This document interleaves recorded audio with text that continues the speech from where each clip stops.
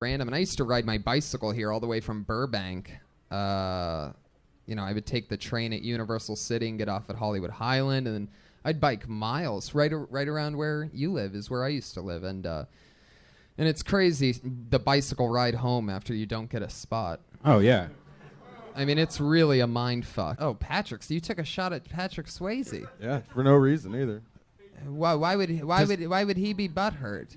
He died of colon cancer. No, he died of pancreatic cancer. I was the first one to write the joke about it. So.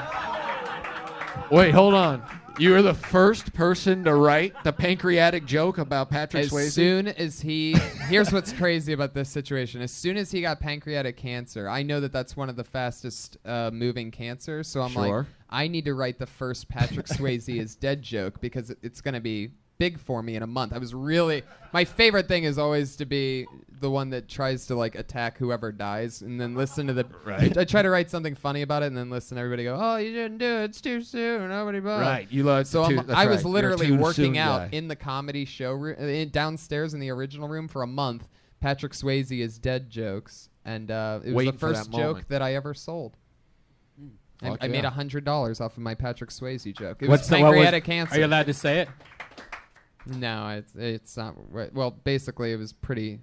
I shouldn't say it, but something you about have 1 minute to tell us the joke. Oh no, okay. The gist was Ghost 2. This time it's for real. Great punchline. If some of these comics had your punchlines.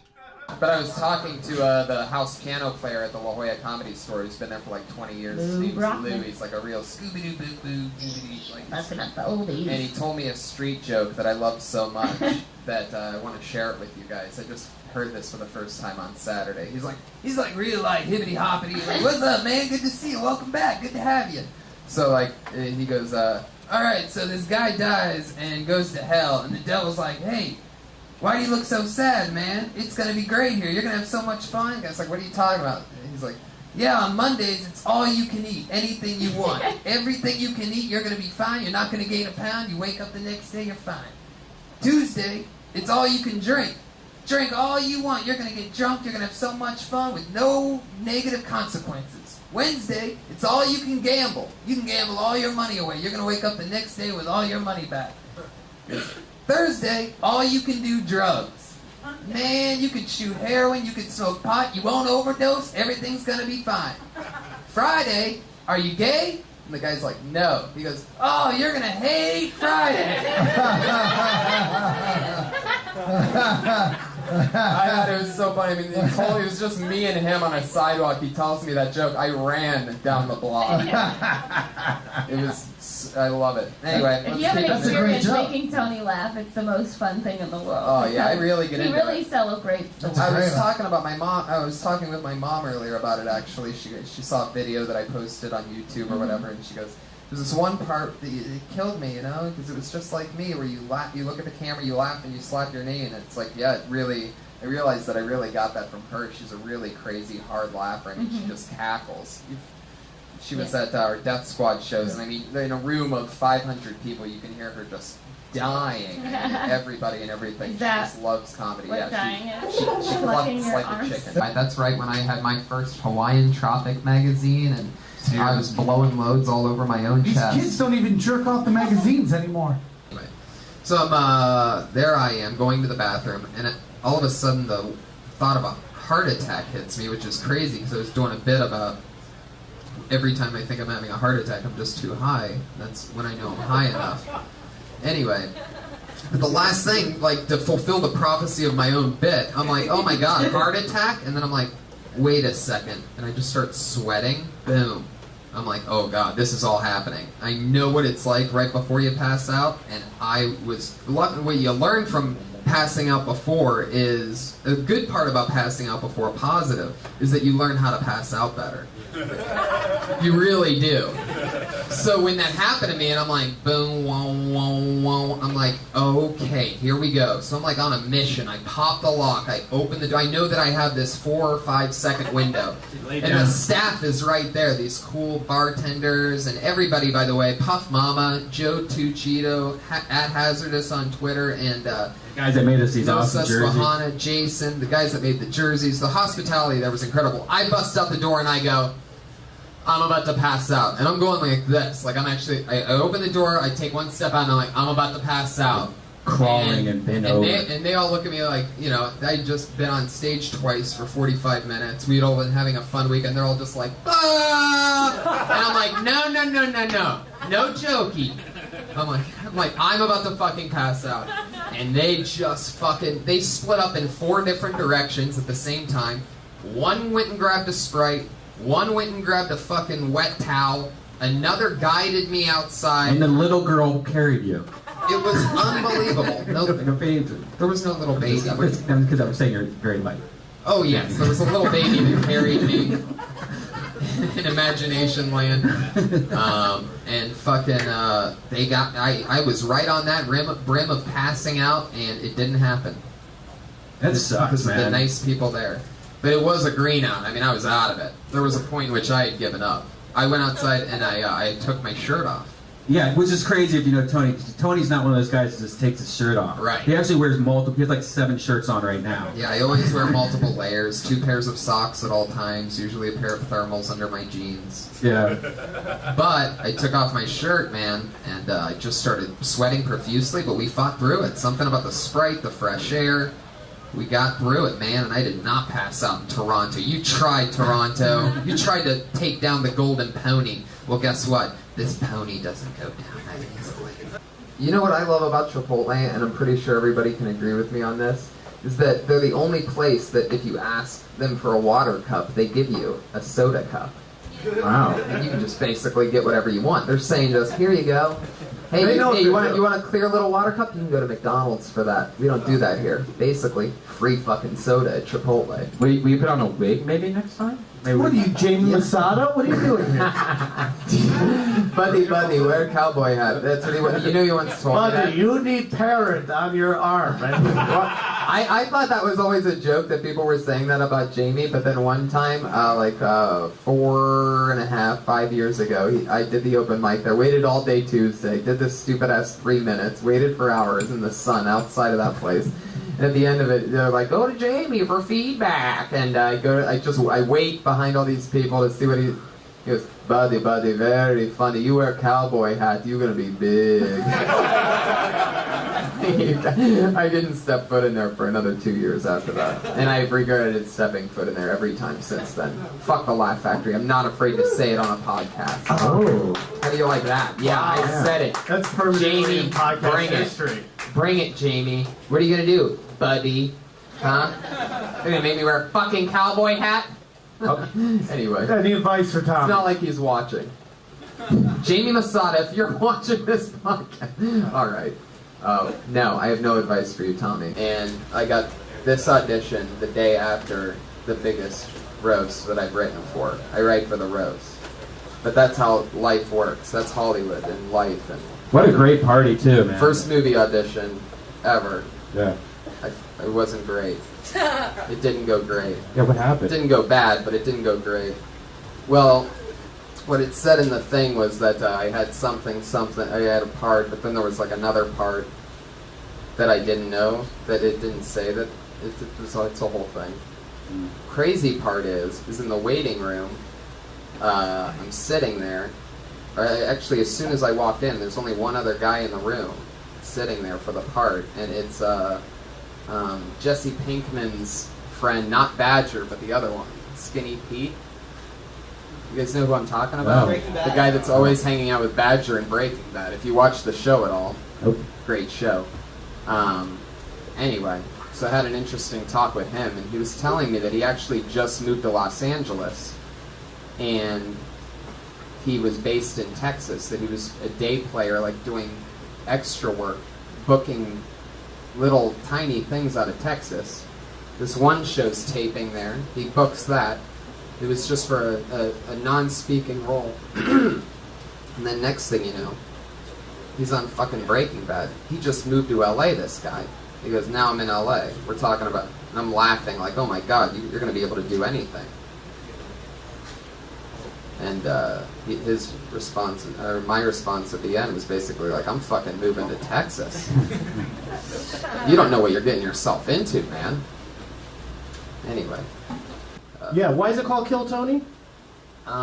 Just to be a name of a podcast. Oh, okay. Yeah. Because you could have gone with Shop Talk. Shop Talk with Tony. Shop Talk. Yeah. STWT. Let's do it. No, but Kill Tony's Shop's good. a weird word. Kill Tony's good because you think that some of these people are going to be angry at you that we're judging them? Could be. Okay. Some Could have. be like that. Could be Kill Tony, like you try to kill. Could be nothing. Yeah, it's got two meanings, really. It's like the briefcase in Pulp Fiction. It could mean anything. You can use your imagination. I'm anti-Bush. I really am. I just can't. It reminds me of like I must have like seen my mom's vagina when I came out of it, and there was probably a bush there. My mom seems like the kind of lady that would have a bush, and I'm sure I saw that vagina on my way out, and I'm like, I don't need to ever see anything like that. Everybody's mom's got a bush. Whose filthy mom is Right. Whose mom is that dirty of a slut that she's fucking pulling out the razor? Yeah. It's big. Yeah, it's really big. That's where I A lot rescued of- your dog from, is the Glendale got Really? on the second floor. Oh, the little twiglet. Yeah, they were going out of business, and so they were all like, they had them all into one case, because they were selling the cases of all the dogs. So there was like 17 dogs in this one case that was supposed to hold like a Oh golden my retriever. And it was just, I wish I took a photo of it. It looked like an aquarium of sad dogs. That poor little thing. I have the cutest dog, and she came out of a big cardboard box. You know, Tony, when I get to know someone, I kind of like to know what they eat. Could you walk me through your day? What do you eat when you get up in the morning? You really don't want to know. You really do. It would creep you out knowing what I eat. But I've known you over 4 months now. I just feel like we're getting closer. And what do you eat for lunch? He eats the same as what a bunny rabbit would eat. Yeah. Well, that's good. You keep in Twigs, shape. berries, I'm All right. I don't know why you do that. It's like just horrible. It's like that's what 13-year-olds joke about vegans. Vegans don't drink cum, Brian. It's not a gay thing. It's not a gay thing, Brian. Yeah. Nobody's drinking cum. The hell they told me that smoking cigarettes takes 10 years off my life. And then I read that being a vegan adds 10 years to your life, and I don't want to quit smoking, so there you go. I'm a vegan that smokes a pack and a half a day.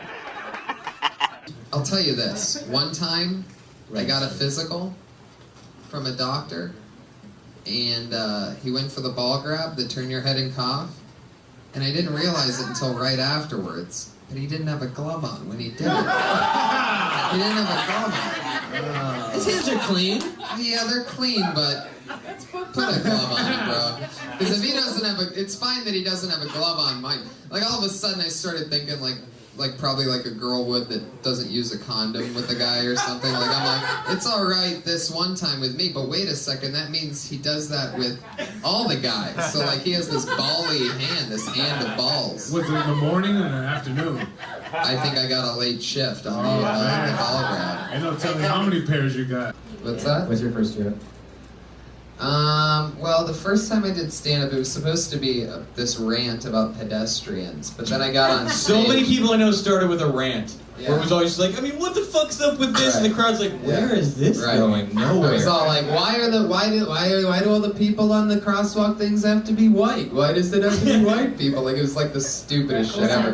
Luckily for me, the first time I ever got on stage after semi-practicing that in my head for a few weeks or whatever, I got on stage downstairs in the original room, and I was so excited, like this adrenaline rush, that when I hit the stage, I completely blanked out and forgot.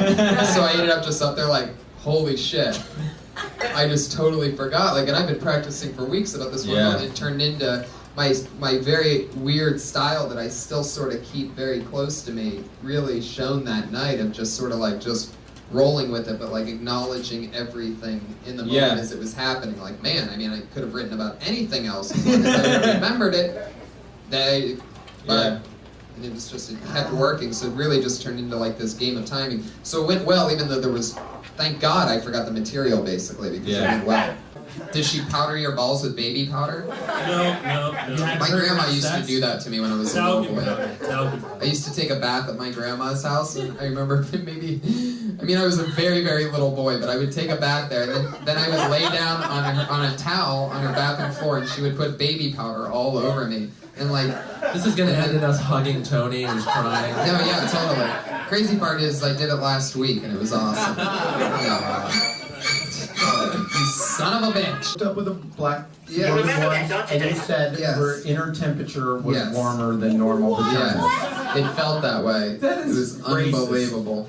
No, either black women have a special vagina, or the one I was with had a flu, or something like that. It felt like it was about 99 to 100 degrees. It was fucking unbelievable. Well, what is this supposed to be? Room temperature?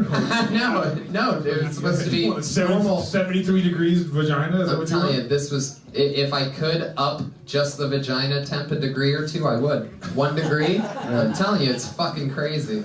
But I 10 felt degrees, it. yeah. I felt it. I don't know whether it was, maybe she had a flu? Yeast infections do that, Tony. No. Everything was lovely about her. Everything was, this is also Except for one of the most beautiful women Very I've ever hot. been with. One of the most beautiful women you've ever fucked once and never talked to again.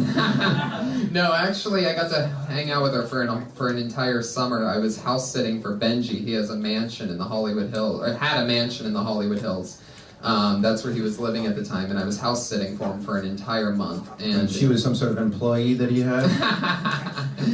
No, you can, and this was, I was still working the door here. I guess who's fucking the maid? Like It's me, the best. You're gonna get it, maid. I had no career, I had nothing, but all I had was the leverage of, hey, I'm house sitting for my buddy as a mansion right up the Hollywood Hills. And That's all it takes was in LA. one of the best summers of my life. Did you ever play it like it was your mansion? Like, hey, come to No. my place in the hills. No, it was not believable. You'd walk in and there would just be, there's like it's not Tony-ish. There's like little Jewish things everywhere.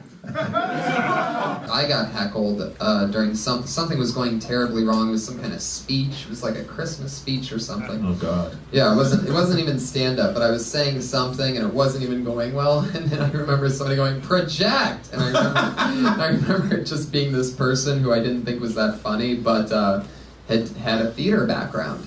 And, they just know the performance side of everything, and I just know how to sort of think of funny-ass shit right off the top of my head all the time. I got home after a fun night here, and I was taking off my patented skinny jeans, and it's so cold outside that I've been wearing a pair of long johns underneath my skinny jeans to reinforce keeping me warm. Those of you that know me know I'm about 125 pounds of pure steel and muscle. And I had them around my knees, and just like, you never think of it, I'm just pulling that pant leg off, but it was really hard. And instead of just pushing my pants down farther, I just kept pulling, because I'm like, it's gonna fucking slide off any second. Then pop! My lower back explodes. The pain was so extreme that in that moment, my vision turned into these two little dots. Never had that one happen before, where all of a sudden you're looking through like construction, you can't see anything. It's like very fucked up. That came back though, so there I am yelling, and Were you screaming? I've never had veganitis before. and I've never really screamed before. Even when my car got ran over, even when my leg got ran over by a car and my leg snapped into two pieces, I was laughing when that happened. This, I was screaming, yelling at 3 a.m. in my kitchen at the top of my lungs. Well, kitchen, living room area. Do you let girls lick your ass, Tony? Have you It's ever? actually, honestly, it's never happened to me. I don't know how I would react on it. It just seems, I'd probably start laughing because I'm a goofball. Like, I'm really. Seems like it'd be ticklish. I'm a little bit silly like that. Like, chicks, I when can't they get start into. moving their hand back, I'm like, oh, yeah, me too. Right. This party's yeah. about you. Yeah. Right. Yeah. Exactly. It's your birthday. Yeah.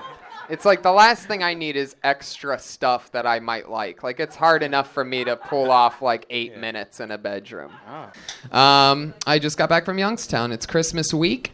Yeah, you were in and out. Oh my god. That's the way to do it. Freezing as fuck, I bet. I didn't go back to my hometown for 5 years, and then I just went back this weekend, and it was fun. I did shows there, and it's interesting because, you know, we do the road a lot, and I'm normally at a hotel, which I love. You know, you walk into a hotel room, the door closes behind you, you throw off your clothes, and you just start jerking off, and it's so much fun. I just love hotels. But my mom, she's like, I'm like, what hotel should I stay at? She's like, you're not staying at a hotel. You're staying with me. And I'm like, this should be interesting. I'm going to see how this goes.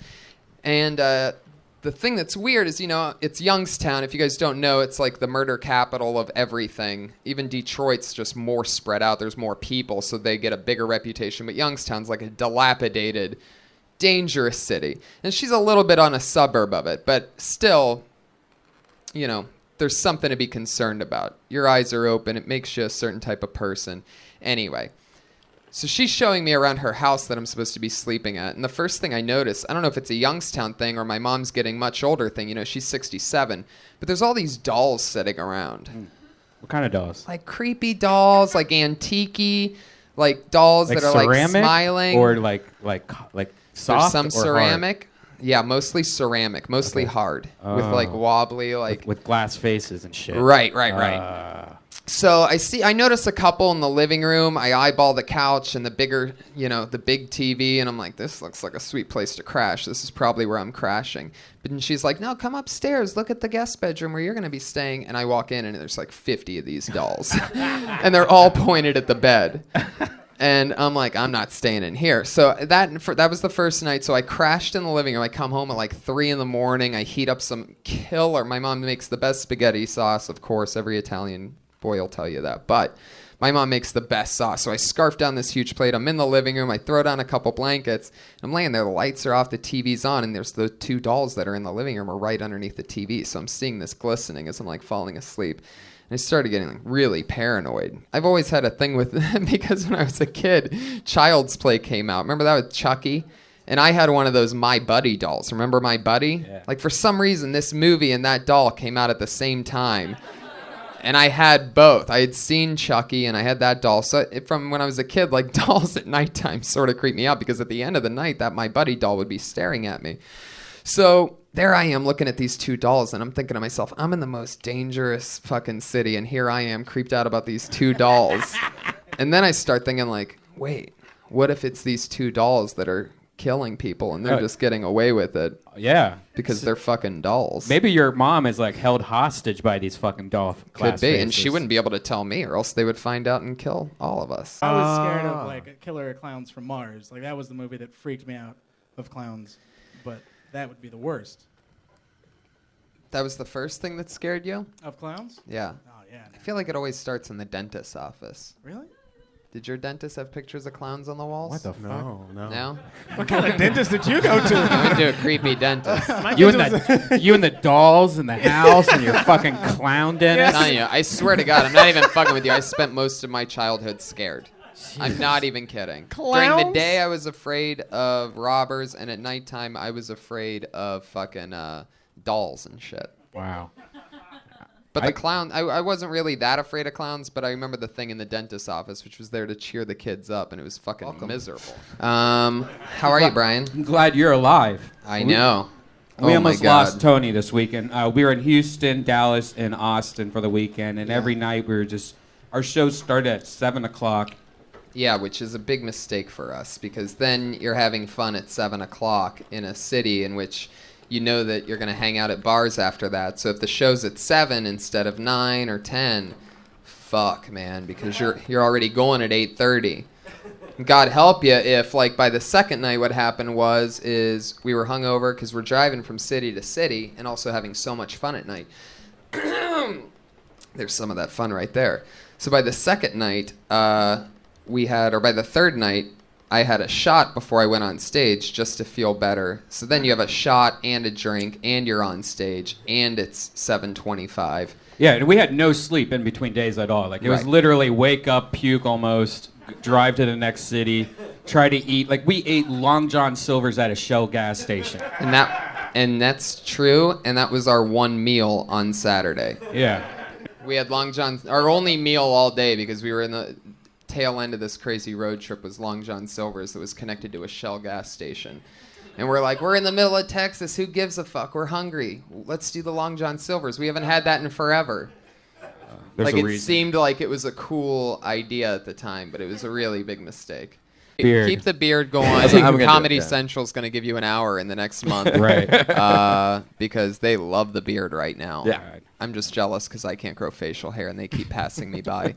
Anyway, no. You really think that's why? No, it's not. No.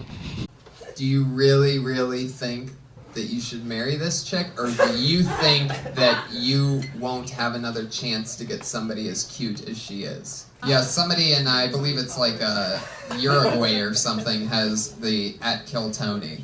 And it's just a totally different language, so I have no idea how to even ask him for it. Without, I don't know. I don't even know where he's at. Anyway, so it's just a little fun fact. But you know, in that show that we all did together at Setlist, the three of us went to Traverse City together. Me, Matt, and Sarah, and Dave Foley pulled out his dick. Dave in Foley, Setlist Kitchen Hall, yeah, full on. to a all-out Max Krause. applause break. I mean, the place Yeah, went Max absolutely House. insane. Soft, medium, hard. And then Sinbad went up Very after soft. him, who's unbelievable, by the way. I had no idea that Sinbad. I mean, I Sinbad should is have known that a star. Sinbad is Yeah. effortlessly, completely hilarious. Yeah. All the time. I mean, Uh-huh. it's actually unbelievable. Yeah. So it was Dave Foley who pulled his dick out on Setlist, and then Sinbad went up after him, crushing, destroying, and then I had to follow that. You had to follow Sinbad? And Sinbad was already at like 5,000 miles an hour because he was following Dave Foley's dick.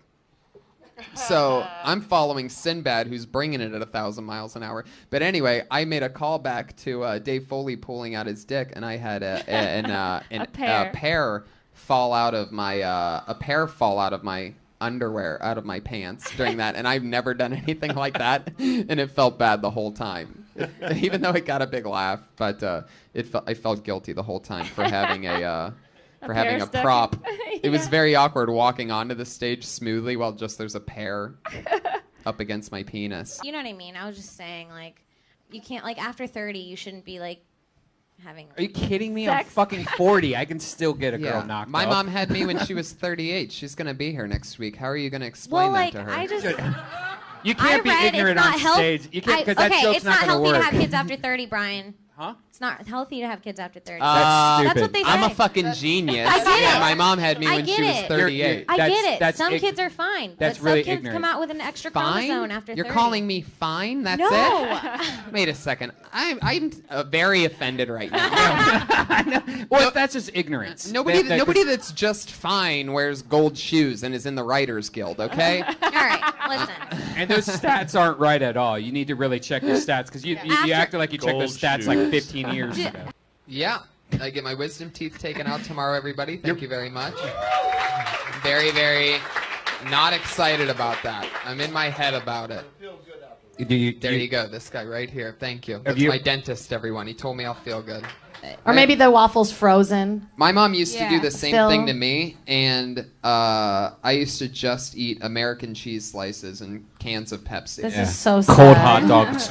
My driver's side window was broken, guys. I had to get that fixed today. Only $430. Now, believe it or not, I know you guys are looking around at this huge turnout tonight and the fact that it's free tickets. I don't really make $430 that easily. But all for a window, guys. Thank goodness I got a BMW. When everybody told me that I should just lease a car, you won't have to pay for repairs, I said, you know what, fuck it. I'm going to get the used BMW that I always wanted. And nothing's going to break. It's all going to be fine. And every couple weeks, something gives for a few $100. But it's good. It's Was there a part of you that was like, no, I might just saran wrap it for a couple weeks? There was a part of me. And I would have done that probably. I would probably just saran wrap it. yeah. Been that guy. When I did Brea over the weekend, and I had to drive back an hour and 10 minutes with no window, and you learn immediately. You're like, oh, okay, fuck it, I need a window. Right. The major slots are now Willy Wonka, which is amazing, by the way. It's incredible. How much did you win? That you won on one slot machine. You won something like $250 or something like that. Yep, and I didn't even hit the button. It was very, very shady. Really? I remember at the moment, Tiana was to my left, and you had just gone like back left, and I saw you sitting in an American Idol slot machine, and I was hitting go, go, go. I mean, we're just jumping from slot to slot, but I remember turning around and not hitting the button and going, "Hey, Brian, what do you have to sing to win on that slot machine?" And then I heard Sarah Tiana, who's where you're sitting right now. She just goes, "Oh my God, Tony, look!" And it hit my slot machine, and it's just like 209. The thing's just going tick tick tick tick tick tick. I love that noise of Vegas winning. Just bling bling bling bling bling bling bling bling bling bling bling bling bling bling bling bling bling bling, and it just keeps going. MLING hashtag Mling. Yeah. See, because I was at the Willy Wonka machine, and all of a sudden, they have these songs that play, you know, that bring it back. And then there I am every time I would win on Wonka, just like, and you'll be in a world of pure imagination. And I had that in my head all weekend, so I was singing Willy Wonka all weekend in Vegas. Started smoking cigarettes again. Thank you very much. Yeah. I took 6 months off of cigarette smoking, and now I am back and stronger Vegas. than ever, people. That's right. 1 month until my 30th birthday. Am I going to quit then? Probably not. I'm back, and I'm a mean, badass motherfucker smoking cigarettes, just like the villain I've always been told that I could be. Being on a first date with a chick and just like going down on her ass during a movie. No, guys, you haven't done that before? All right. Yes.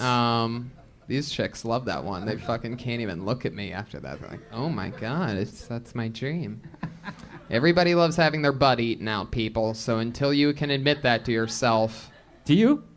Really? Well, I mean, I'm not. I can't. Do you like a little I finger? can't speak for myself, but I mean, nobody can truly just admit that they like it. That's just like part of the code of butt eating. Been to a Dodgers game before, huh? It's interesting. I just went to my first one Really? Wednesday. I went to my first. I didn't even know that. Yeah. Look at us. Yeah. Did you eat a dog? I had a veggie dog. I had a veggie Dodgers dog. veggie dog. What's a Dodgers It was veggie terrible. dog? Yeah. It tasted like the ketchup and relish and mustard that I put all over it to hide the flavor of whatever was underneath. So you couldn't really. It was basically a ketchup relish mustard dog. It's awful. Especially since I stopped eating the dog part in the middle and just started eating the bread around it. That's what my life's like. If you want a little glimpse in eating healthy, that's what it is. It's just bread and mustard and ketchup. I used to make fun Also the of kids titties. so bad. I remember one kid in school had a nose that was filled with dried boogers, and I would just destroy him. Every single day he had dried boogers in his nose. That's adorable. You're such a jerk. Or, you know, he was just doing a ton of blow every night and then not. No, this was grade school. These were real. These boogers were from God. Did he eat them? What? Did he eat them? Oh, I don't remember. Trick by saying I did it for a long time, recorded every single set until I realized little things like if you know the tag immediately after your set that you came up with, or the joke, or the whatever that you want to go back and listen to from that set, so that you don't have to listen to everything else. You can literally type that in as the label of that recording, so that you know exactly what you're looking back on. Sometimes though, lately I'll just type in "listen, it's fucking amazing," like if I really kill, or just like maybe a few in my phone is all capital letters like "fuck yes!" exclamation points. So the other day I walked out of my apartment. I was gonna go for a jog, so I had headphones on and sunglasses and a ball cap, and I'm ready to go. And it's the first time I'm out of the day, so you're just sort of like, you know, when the headphones Trying to get the betray pops off beats, you. right, exactly, and you're just out of it. So I open my door, I close my door, and there's a guy standing right there, right? And I was taken aback. You know, when you have headphones on, you're vulnerable, and he's standing there and he's looking at me and he goes, "Hello," and he's got these credentials on, and he's like, "I'm from the DEA." I could tell he's at my neighbor's place. Like model chick lives right next door to me, and he goes, "Hi, I'm from the DEA. I just have to ask, I don't know if you know Samantha, but I just have to ask her some questions. She's not in any trouble. Do you know?" right. I give up. Just taking a census. Right, no, exactly. And I'd move. Samantha, you heard about drugs? Yeah, cool. That's all we needed to know. But what's Samantha, crazy? you fucking a DEA agent? Because he was here. He's like, do you know how I can find her? You know anything about her? I go, I don't even know. I know nothing about her whatsoever. And he's just looking at me like, come on, dude. And I'm like, no, really. So then all of a sudden I feel like I felt like I did something wrong because I'm telling him that I know nothing about her, like almost like I'm trying to cover it up, but I don't ever talk to anybody. Probably dead, dude. I'll talk to anybody. I'll talk to anybody anywhere, but homicide. nobody in my Yeah, apartment that building. doesn't give a shit about dead people. Right. That's a different trip. No, it wasn't her. She's, I mean, I'm sure she's they adorable. care. I'm sure it was like a boyfriend or something like that, but Ugh. anyway. Eddie Whitehead Jr., who'd been doing it for years, was here 2 hours early because he was homeless. And we met and we hung out and we talked, and he was the first friend that I ever made in stand-up. He really is a good friend. He just got back from Chicago. We have the same birthday, June 8th. Put your hands together for one of my good pals. I always have fun in San Diego. Yeah. I once had a bird shit in my mouth in San Diego, guys. That true. actually happened. I wasn't laying on the beach. It got me when a friend made me laugh really hard. And my head went back just for a second. And that bird shit in my mouth. Do you remember what it tastes like? Was it blueberry? Was it I like, remember warm? exactly what it tasted like because a bird shit in my mouth. And that doesn't happen very often. Now, does it taste like regular poop, or is it... Because it I- seems like it would be more sugary. Or... It's a good question if it tastes like regular poop or not. Like you're talking, when you say regular poop, do you mean human poop? Yeah, well, you know, like when you don't wipe so good and you like itch your mouth, and everyone's done it. No. No, you've done that. That's you. Had a porn star shit in your mouth once? No. No. Thank God, absolutely not. I haven't had a porn star do anything in my mouth. All right, well, so you know what poop smells like. I draw then. the line with porn stars at my mouth. There's a line right there. Really? Well, yeah. I mean, yeah, you know. Okay. I don't ever have the thing where I pooped on my hand and then itched my I'm mouth. just kidding about that. Oh, no, but come you know what? on. You know what shit smells like though. So, does it Does it taste like what it? the smell? No, bird shit tastes like salty. Salty. Salty seafood. Oh. I love Joe versus the Volcano. Have you guys seen that? Yeah. I love that movie. I think it doesn't get Who the won? credit it deserves. Yeah, I agree. Pretty sure the Volcano. Okay, won. I should see it Yeah, now. I don't know. The beard is lovely. Thank It you. is truly. It have always seems had- like it's rough. Tony can't grow any hair yet. So It's true. I only grow it on he's one really side. Of jealous. I only Everybody grow was hair good on to one side of my face. I actually killed a baby bird when I was a little kid. I'll admit it right now, and it made me feel really bad. I remember that my mom was talking to the mailman. I must have been like 3 or 4 or 5, and there was this baby bird in the backyard, and I grabbed a brick and I tossed the brick on the baby bird. I swear to God. And I've always looked back at it like my little crazy serial killer moment, but I was just a kid trying to figure out the difference between life and death. I guess I one-upped you on the sad baby bird thing after criticizing. Did you read comic books, Tony, growing up? No, not really. No, I was more of I really just loved pro wrestling and Ghostbusters. Ghostbusters was big. And Did you like the cartoon? Yeah, I like the cartoon, but I would just watch the movie all the time, really, over and over again. Bill Murray will always be my Venkman. Hot in Youngstown, Ohio, where I'm from, is so bad that it literally has its own name, and it's Youngstown Brown. Because it's such terrible pot. 'Cause it's that rusty, brown. I would imagine. No, yeah, it's just dirty. It looks like dirt. However, when you smoke it, you get fucked up. And it blows my mind that even that kind of pot, because it's not necessarily what they would call Mexican weed. It's just really shitty Northeast Ohio weed. But it works. It works very well, which always shocks me.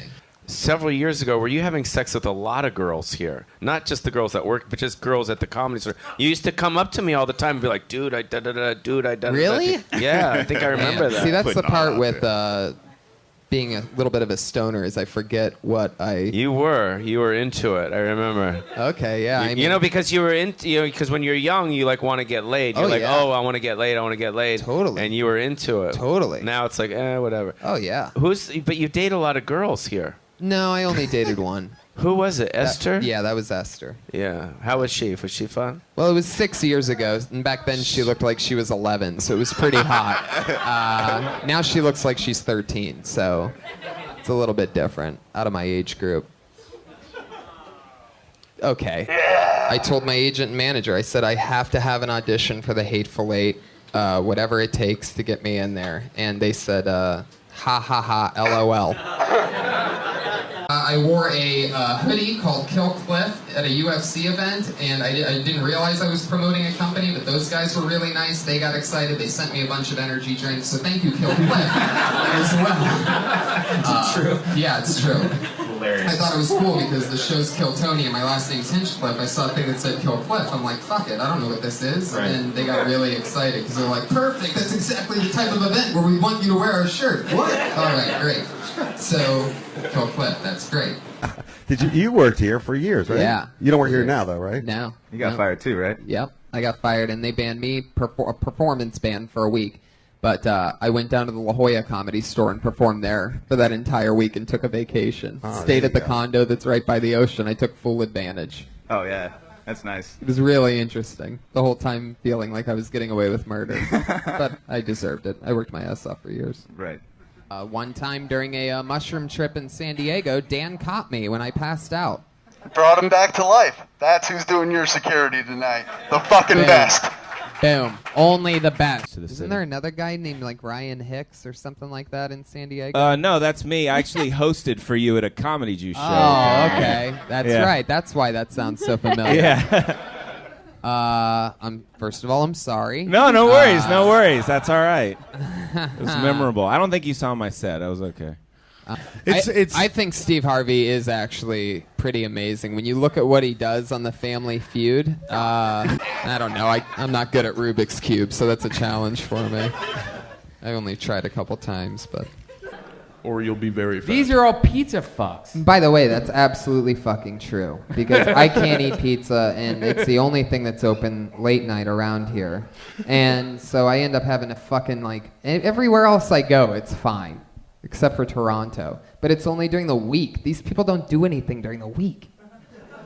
Yes, Brian Redband. You usually like to ask this question to other people, but was there like something that you used to do when you first started doing comedy that like really embarrassed you, that you're like, I can't believe I did that? I'll tell you one. This is an interesting one. When I first started stand-up comedy, I lived with my older brother, who's lived in LA for quite some time, and he's so funny. Both of my older brothers are hilarious, and anyway, when I started doing stand-up a few times on stage, I did a joke that I thought was something that he just came up with, but it wasn't something he came up with. It was a street joke, and I didn't realize that I was doing like a joke that other people had seen or known, even though it's a really short joke.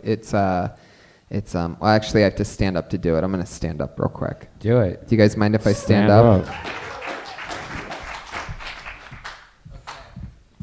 So I can't believe I'm talking about this, but I guess when in Rome. So I used to do, the very first few times I did stand up, I would do this terrible joke. Hold on, let me think if I can remember it. Okay. Okay. And some of you may have heard this before because, like I said, it was a street joke. I didn't know that. When my brother told it to me, I thought that he was just crushing, and I thought it was the funniest thing. He goes, what's the difference between Neil Armstrong and Michael Jackson? Well, Neil Armstrong, he walked on the moon, and Michael Jackson, he fucked little boys. And I did that on stage my first few times doing stand-up, and it fucking crushed every time. And then somebody came up to me, and they're like, I've heard that before. And I'm like, oh, you must know Donnie Hinchcliffe. And they're like, what? And Cheech and Chong's reception, when they came out for the first time together in 25 years, was so crazy that what happened was, check this out, a double standing ovation, to where they got a standing ovation when they came out, and then everybody saw them together and, went crazy. So people started standing on chairs. It's like a 400-person showroom, the La Jolla Comedy Store. And then once people started standing on their chairs, everybody else couldn't see. So they started standing on their chairs. And everybody was up a fucking level. Imagine that. That's the craziest entrance I've ever seen. But I've been working hard on this documentary of you and the gang. And, right. It's coming along. If you want to see it, it's on YouTube. It's called The Nature of Stand-Up.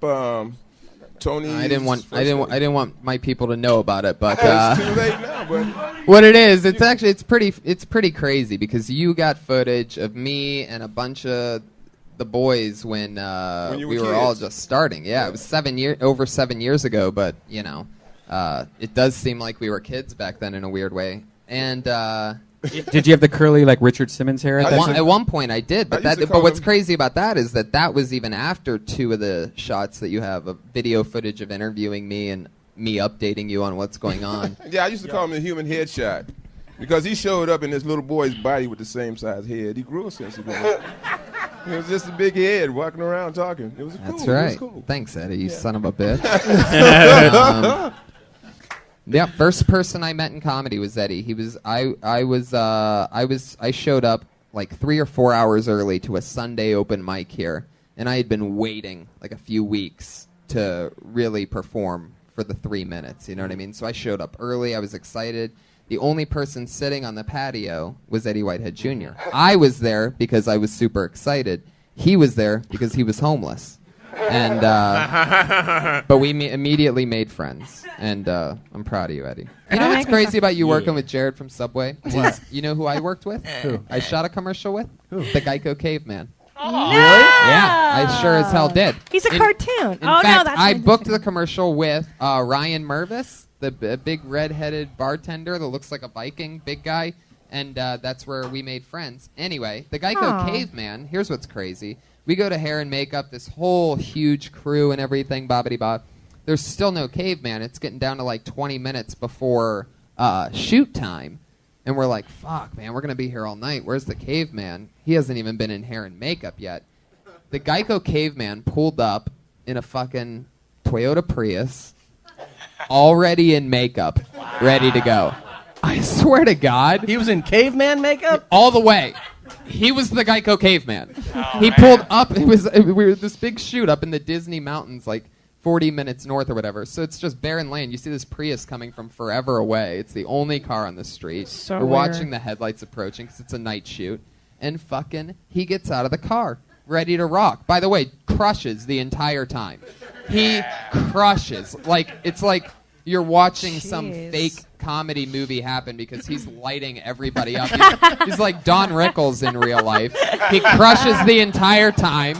The director will give him some advice, but then he just starts directing the director. Like, he's like, don't you think maybe from like there? And she's like, totally. And then everybody just, you want to talk about kisses their ass. I mean, they were kissing Like his ass. one take kind He's of gone shit? now. They just replaced Geico with a lizard. They replaced the caveman with that Yeah. fucking little That lizard Geico. sucks. That gecko. Yeah, lizard Fucking sucks. gecko. He's not funny. Clever girl. He's literally crying right now. Tears are rolling down his face.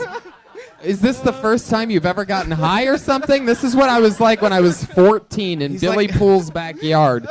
We smoked, and I reached for a clothesline that wasn't there. I thought there was a clothesline from tree to tree, and I reached for it, and it went through my hand, and then I looked, and it wasn't there, and I started laughing for 4 hours straight. Oh. That's what this reminds me of.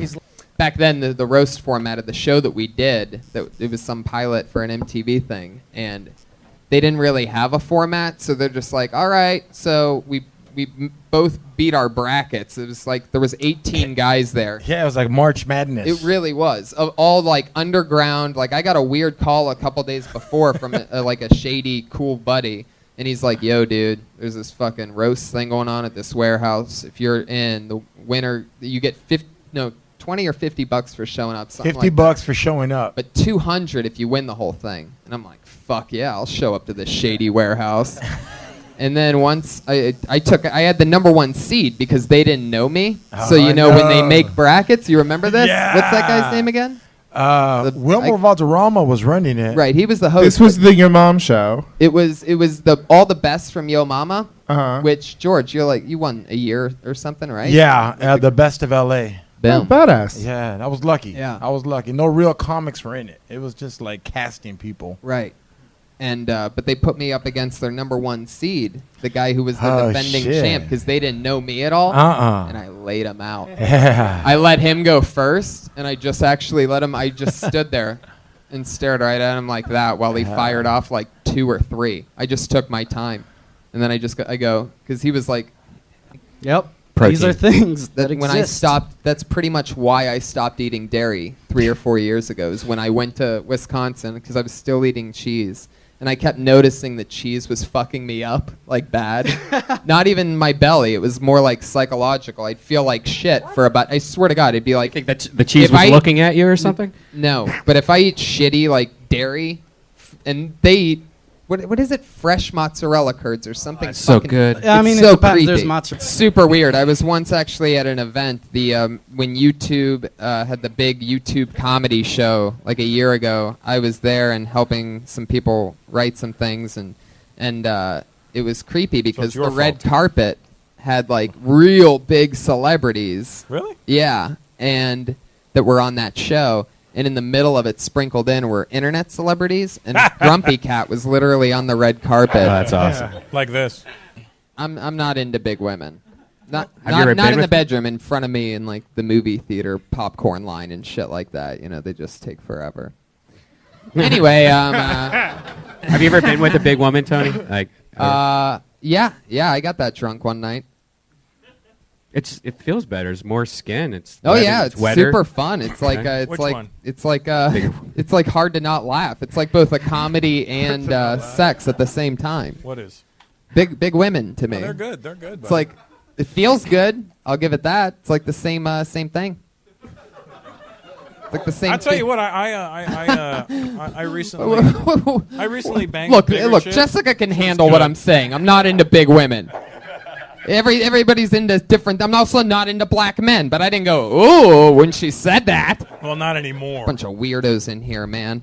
I've been working on the Comedy Central roast of Justin Bieber all day, everybody. How exciting is that? That's March 30th on Comedy Central.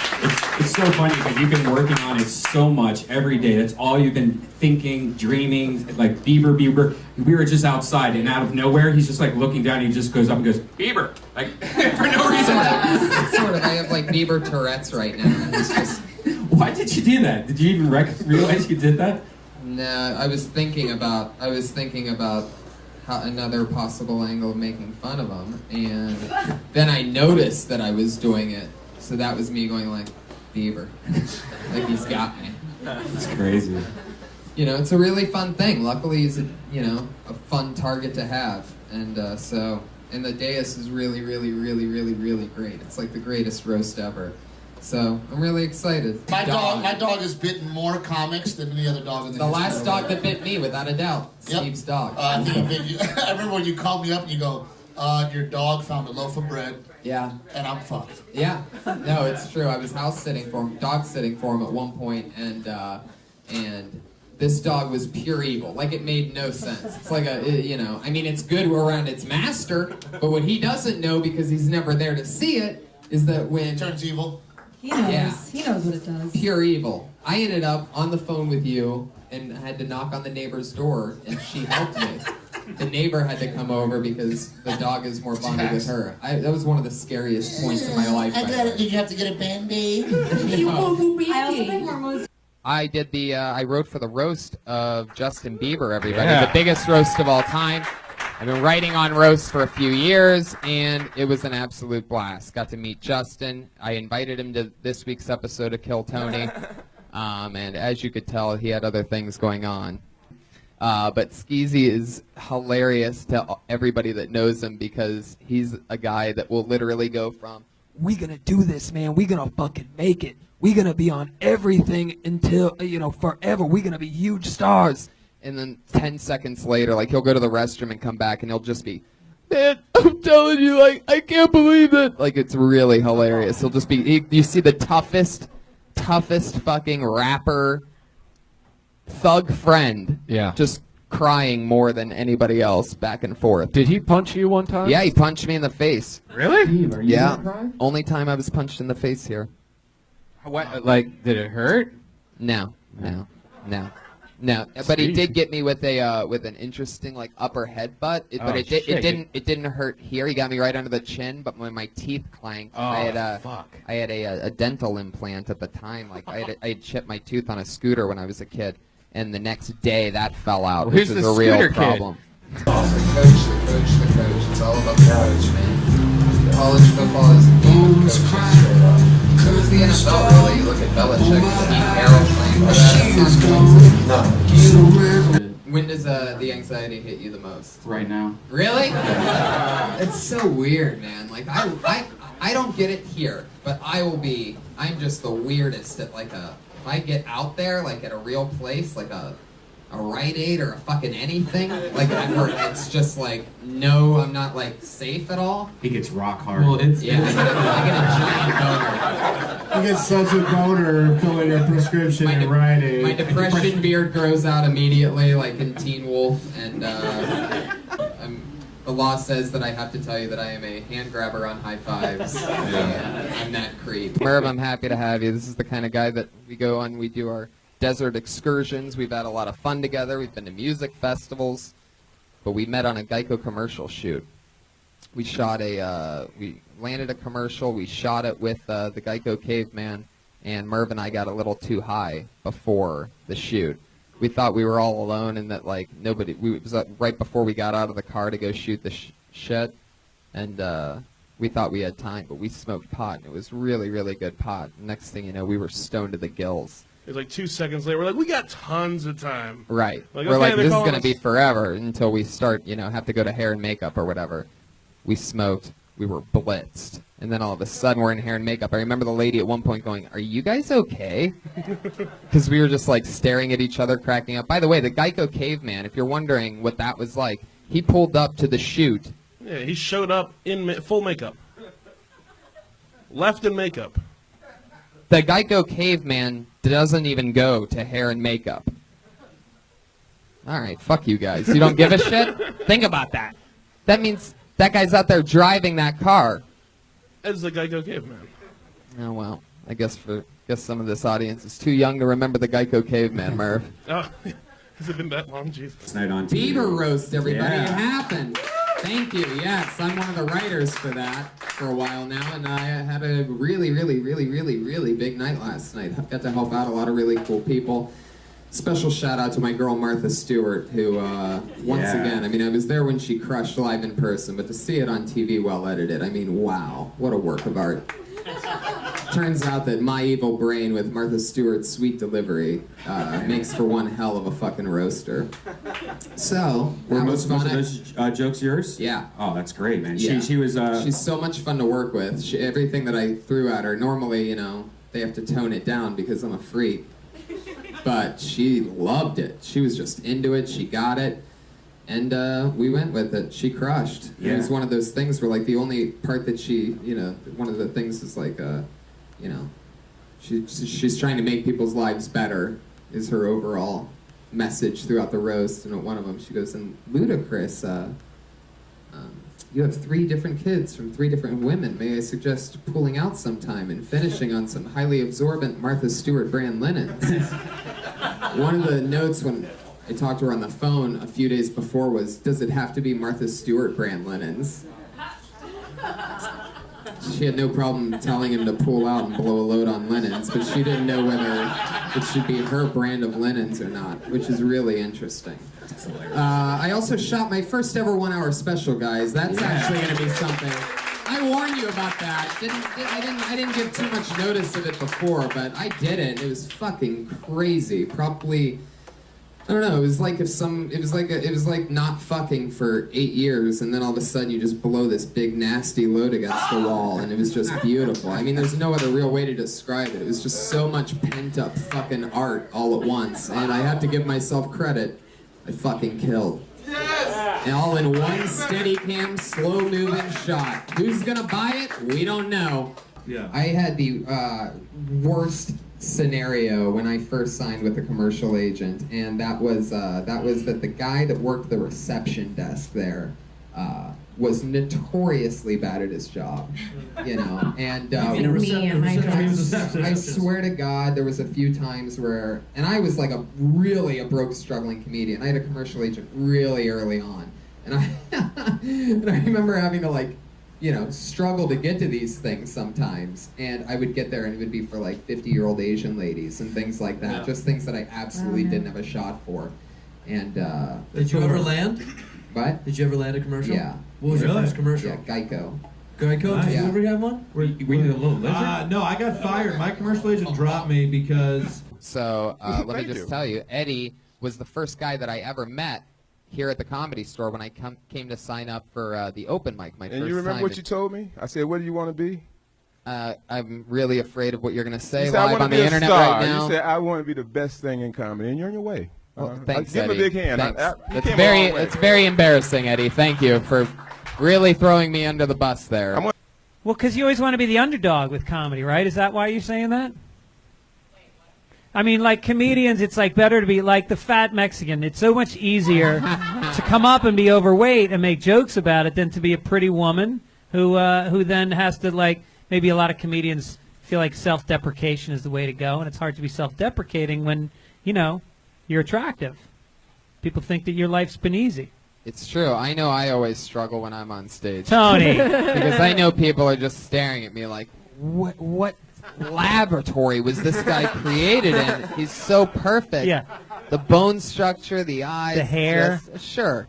Yeah. S-I-M-E-O-N-E. Nobody gets that. Thank you. I'm a spelling bee champion. What's your favorite hobby, Joe? What do you do for fun when you're not at the warehouse and you're not Love doing this hobby question. stand-up? I know your Do you make- favorite do you hobby. make How models? many hobbies do you have, Tony? That you have favorites? Like, what are your top 10 hobbies that you do? Well, my baseball card collection. Yo, devil sticks. Seriously, thank you. That was my first time here. I've been coming here almost a year, and my first night here, I saw you in that corner at a roast battle tell people you almost came here for a year before you even attempted to get on stage. That's So not even kinda true. weird. You're thinking of somebody else. Definitely you. I got up my very first night here and I killed. Thank you, John Johnson, everybody. There he goes. I was still on pain pills, and I never do any drugs other than smoke pot every single day.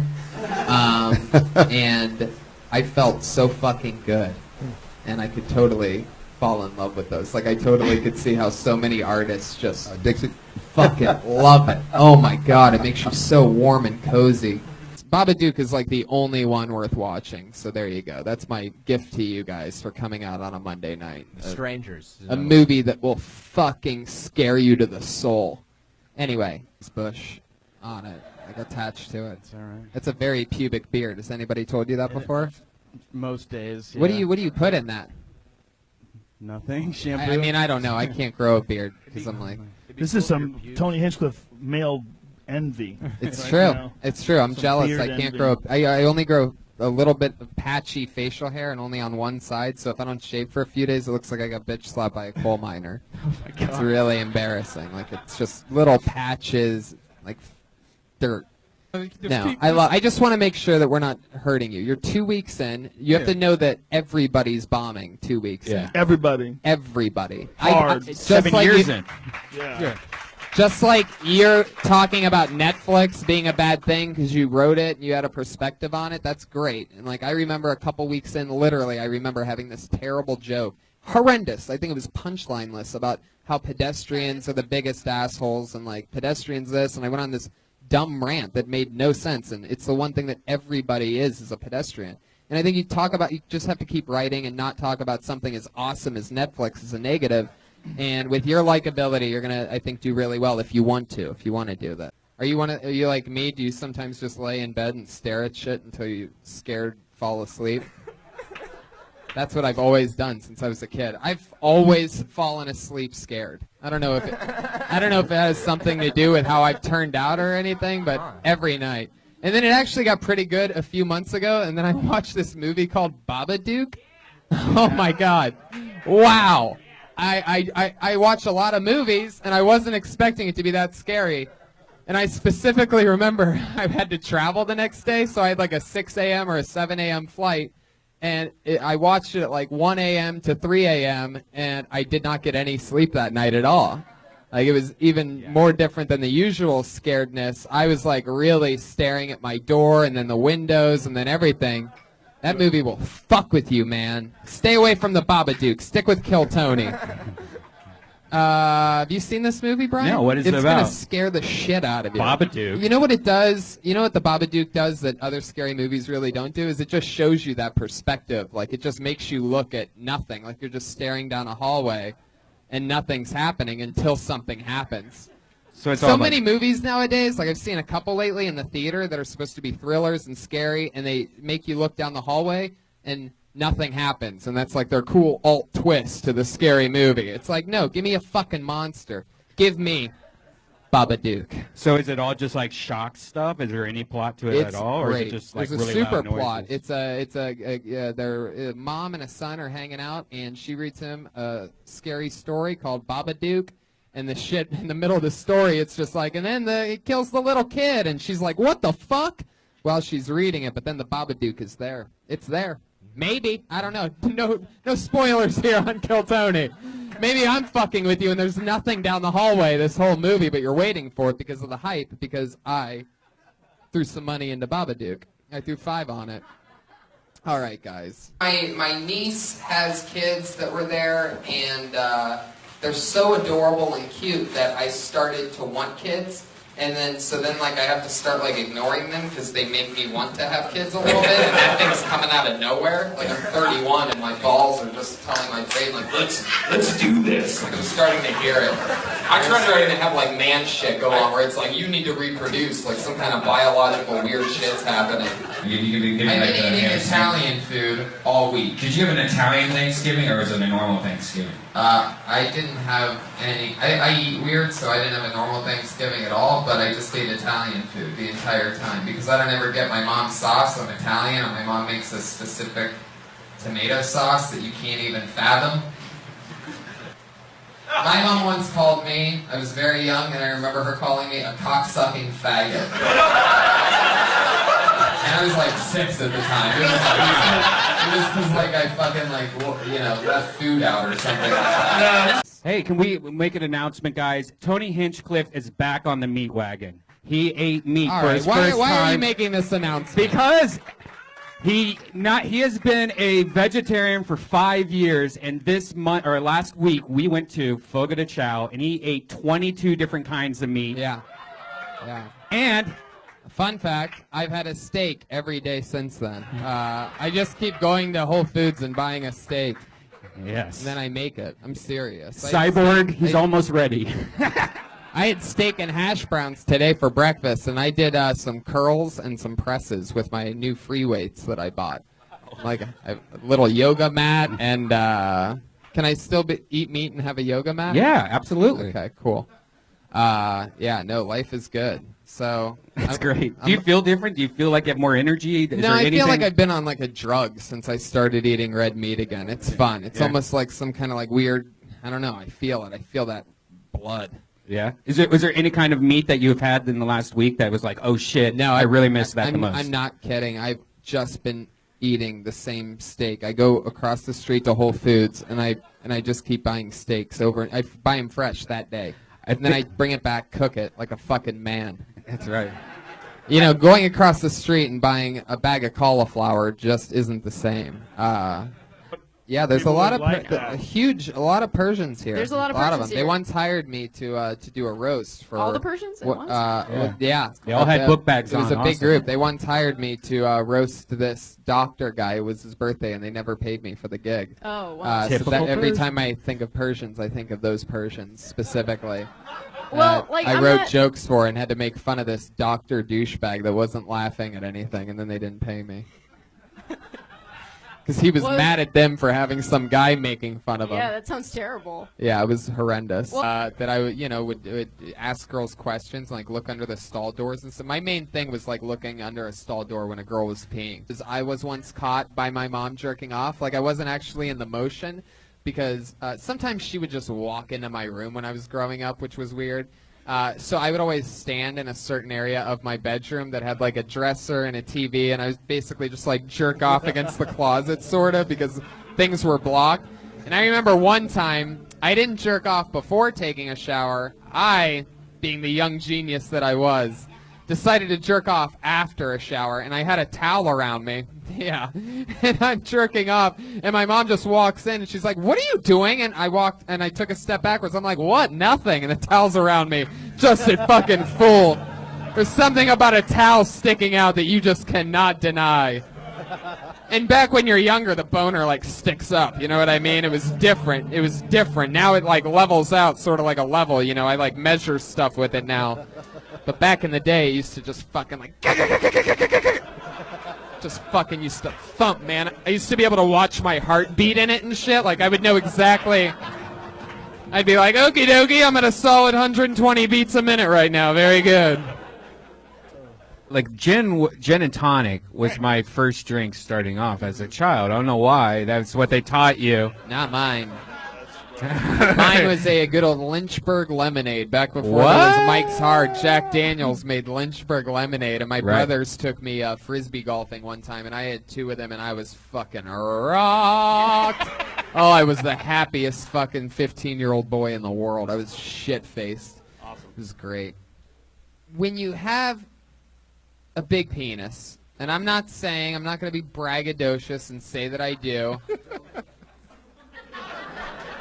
It's a lot of fucking work lugging this thing around. I'm not gonna brag about it, okay? It takes all the blood out of his brain, though. You can tell. Right. You know, I used to be fatter and my dick got much bigger, but anyway, my point is this: is that when you have a big dick, and I don't know what it's like to do that, but if you did, one of the most exciting parts of it, you end up finding out, is like, you know, when a girl finds out about it for the first time, like if they touch it or whatever, and they go, holy fucking shit. Like, that part, all right, you know what? You guys can't relate to this. Hello. Yeah. And I also made shirts that aren't selling at all for my special with the Crown Royal ball. It's not that cool, I guess. People have told me they don't like the shirt, so fuck it. You thought you think you have a good idea sometimes, and people are like, that's a pretty ugly shirt, dude. It's like, fuck, all right, guess I made an ugly shirt. Hey, sometimes I only have to sell 25 to make my money back, guys. So limited edition, we'll call them. I'm surprised like the alcoholics haven't grabbed them. You know, like does Right. PDC have one?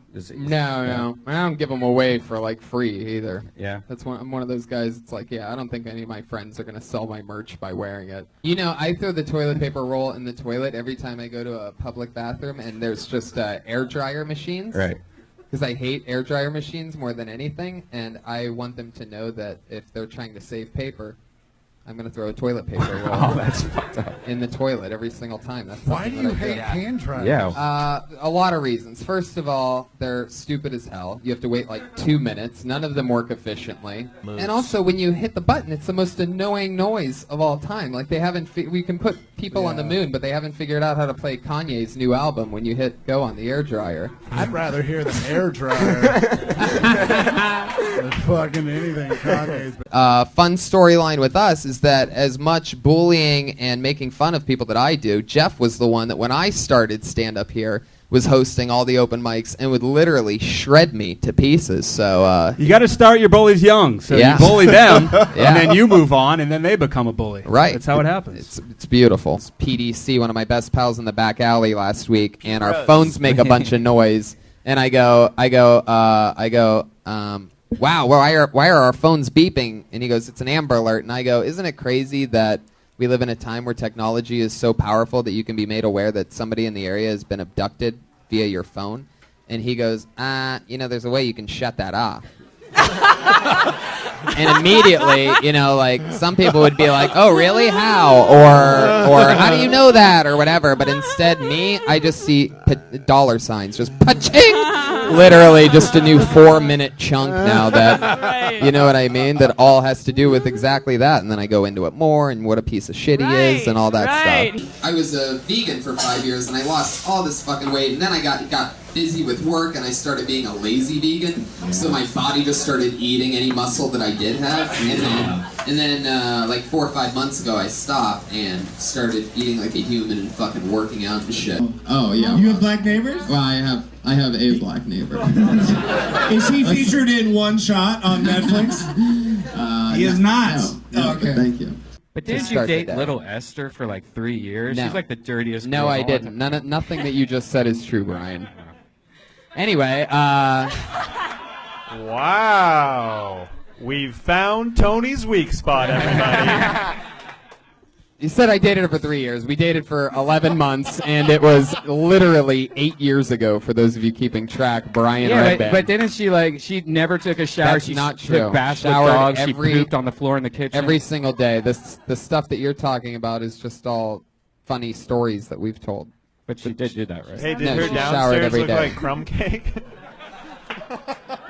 Red Band, you my boy! Oh God. Oh dear Lord. I don't know if you know this, but I'm friends with the people over at Netflix. There is a website called faketaxi.com, I think it is. Oh, yeah, and basically the setup is all these girls halfway through the ride realize that they don't have money to get to wherever. And the driver is always like, well, all right, well, if you give me a blowjob, I'll drive you for free. But he always ends up talking them into going all the way, and he ends up finishing inside of these girls. Yeah. Anyway, so there's a reason why I never bring up what kind of porn I watch. Ralphie, And I guess 157 episodes in, you start looking for new shit to talk about. So there you go, faketaxi.com. But my point is that it's actually hilarious because these chicks are actual just porn stars. But they go under the guise of, all of a sudden you see a porn star that you've seen 50,000 times before and she's getting into this cab. You're like, oh, I bet you forgot your money, you dumb slut. You know what I mean? It gets good. Big ugly women. That's the shit that gets me off. I'm like, oh God, look at you, gross. This is so wrong. I remember this one guy that I knew when I first moved out here, fucking forever ago, and he got a tattoo. It was never a guy that I really liked. I think I just sold pot to him or something like that. But way back, I'm talking I'm 20 or 21, hanging out with my brother out here. And he got a tattoo on his leg that said, forget 2004 or something like that, because he had a bad year in 2004. I'm like, what does that tattoo say? He's like, forget 2004. I'm like, what happened in 2004? He's like, my grandma died. It's like, dude, if you want to forget 2004, don't write it on your fucking body. Right. So I never really made friends with that guy. What's your biggest fear? Just pretty much just death, I guess. Yeah. Pretty Death? easily. Classic. Every single day. Classic I death. pretty That's much a classic. That's a classic. I pretty much spend about 20% of every day wondering how I'm going to die and thinking that it's going to happen that Are day. you worried about the way in which you will die? Because I'm not worried about that. My fear is the being dead part. What's really creepy is that I smoke cigarettes still, and I don't want to, and blah, blah, blah, blah, blah. But every time I'm smoking one, even though I can be talking about multiple things and doing other things, I'm still thinking about how that cigarette's definitely killing me. I mean, every single fucking minute of it. It's sort of creepy. From All the the second oldest that I want people, one, all the people that are in the news for living the longest, they all have smoked. It's yeah, weird. it's true. That's why, no And big honestly, deal. every person who's ever lived, they say, has died. That's true. Kat, it was nice to meet you. Likewise. There she Nice goes, Kat, I guess. She's on Twitter at Cat Food Breath. You can catch her down in Silver Lake and Los Feliz and all the places where she's blatantly a hipster. Not a hipster. Well, where do we go from here, right? I'm trying to see, is that her boyfriend? Because I could maybe tell by collateral damage, spillover hipster. He's Where got did she flannel go? on and glasses. Oh, All right, maybe so. dude. Maybe so. Maybe I was Are wrong. you guys together? Oh, whoa. That was aggressive. Whoa. Is that your boyfriend? A hard no. Can you guys both come up for a second? Just for a second? This would be Here's good. Kat Agessen and her boyfriend. I'm so obsessed with winning Not her arguments that I'm her having. They did this cancer benefit here last week, and one of my buddies was like, "Yeah, man, you should come with us one of these times and give toys to these kids with cancer. It's really, really awesome."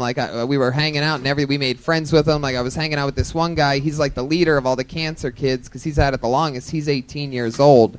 And I'm like, what? An 18-year-old in the kids' cancer hospital? When is this fucking kid going to move on to the adult cancer hospital? What is an 18-year-old? He's getting Who would have thought that there's a Van Wilder of these children's hospitals? Yeah. He's getting the young kids into he's like, hey, you ever tried psychedelics? Right. It's what point do you go from being a patient to a pedophile? Hanging out with, all right, we're working it out, people. Means we're both doing fucking awesome.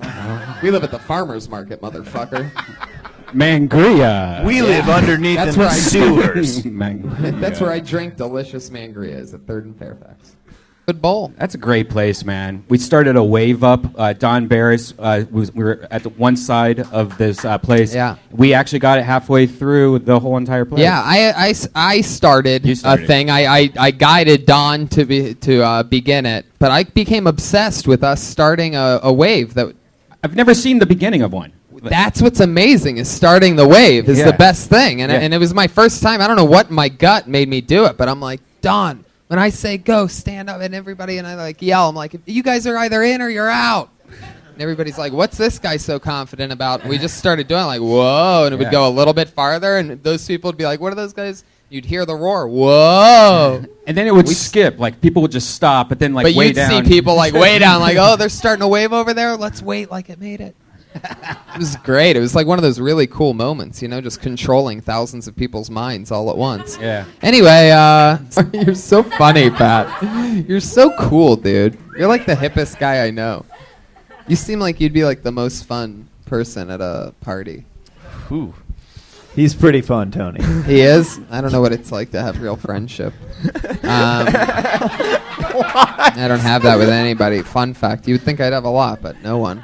Cold to everyone at the end of the day. Ask Brian. He knows. Inside the mind of the golden pony. It's not true. Vanessa, what's the most fun thing that happened when you're hanging out in a bikini this Tony weekend? thought he had a lot of friends. Oh. I don't know. But he had another thing coming. What did you see crazy? Anything crazy happen at the beach? I don't ever get to make it out there, ever. Really? Ever. I never, ever do. Even when I want to, I just don't even end up, like, really walking out to the ocean. Nobody ever invited Tony Hinchcliffe to the beach. I mean, no, not really. It's like No. it's the beach, you know. Pretty mellow. I don't even know what goes on there. It was weird. Like, Did you get in the water? huh? Yeah. That's a thing. I did that once. It's like freezing cold. Yeah. It's like so uncomfortable. He was invited to the beach once, but never invited back again because he kept complaining. Maybe that's what it is. The water was cold, like his friendships. Who's here? Hey. Keel Yulberg on the Steadicam. Last time his camera ate his homework. Let's see if this one works this time. 3 feet of colon removed. I mean, that would just freak me out for the rest of my life. Every poop, I'd be like, this is not good. I already get scared every time I poop. Like, I always feel like I'm dying, sort of. Not always, but like half the poops. I'm always Should like, they replace it? Period in time where I was waiting tables while working here at the store, and I would literally, during the day, lunch shifts, 9 years ago, I'd be waiting tables at this Italian restaurant in Los Feliz, and I would literally be at a table, and I would take a break real quick and go outside and cry for like 40 seconds, and then I'd go back in, wipe the tears, just be like, hey, so here's that lemonade you wanted? Like, they would never know. I was taking a break like every 3 minutes to cry for 40 seconds. Oh, my God. Then come back in. I swear to God. I mean, I have witnesses to prove that. Maybe And, 8 years ago helped me assemble my IKEA kitchen side by side. Yeah. That was like an honor. I remember being like, "Oh my God, I can't believe I get to help Al sweet Madrigal put together an IKEA set." It was fun. This is fucking. I swear to God, it was like at the time, it's one of those amazing gigs. Same thing with Steve Ranazizi letting me dog sit for him. He used to pay me like a couple $100 a month. He'd go out of town for November. I would dog sit for him, and it was like a game, life changing shit. So So just now I'm really made out of hustle Netflix your fucking money, ass so. off. Yeah, I've always lived in this. Do you know Hinchcliffe, the driver? He's currently The driver. somewhere near the top of the Winston Cup. The only other famous Hinchcliffe in the fucking world. It's one of the best race car drivers. It's true. Anyway, just have unbelievable genetics, but no big deal. Kevin, what do you do for work? I love the Transformers ride at Universal. Do you really? Yeah, I mean, I'm not afraid to say it. It's a fucking really good ride. Traverse City Comedy Fest with Sinbad and had dinner with Michael Moore while he convinced us that OJ's son was the one that did it. It was pretty fucking epic. Like I remember we're all sitting there in the beginning, like dinner started, and he's like, "Yeah, I think OJ's son did it." And cut to like 8 skeptical comedians sitting at a dinner table, like, "Yeah, right, Michael Moore, whatever." 2 hours later, we're just all leaning in like this. And that's how the knife got there. It was the kid all along. And we're like, you motherfucker. It's like what you would want hanging out with Michael Moore to be like in your imagination. He's just like, what people don't know is that there was this piece of evidence here. Anyway, it was great. You reminded us of those great times, Casey. Cool. Yeah, of OJ killing his son. That's what you reminded us of. His son killing his mom and her boyfriend, or guy, whatever it was.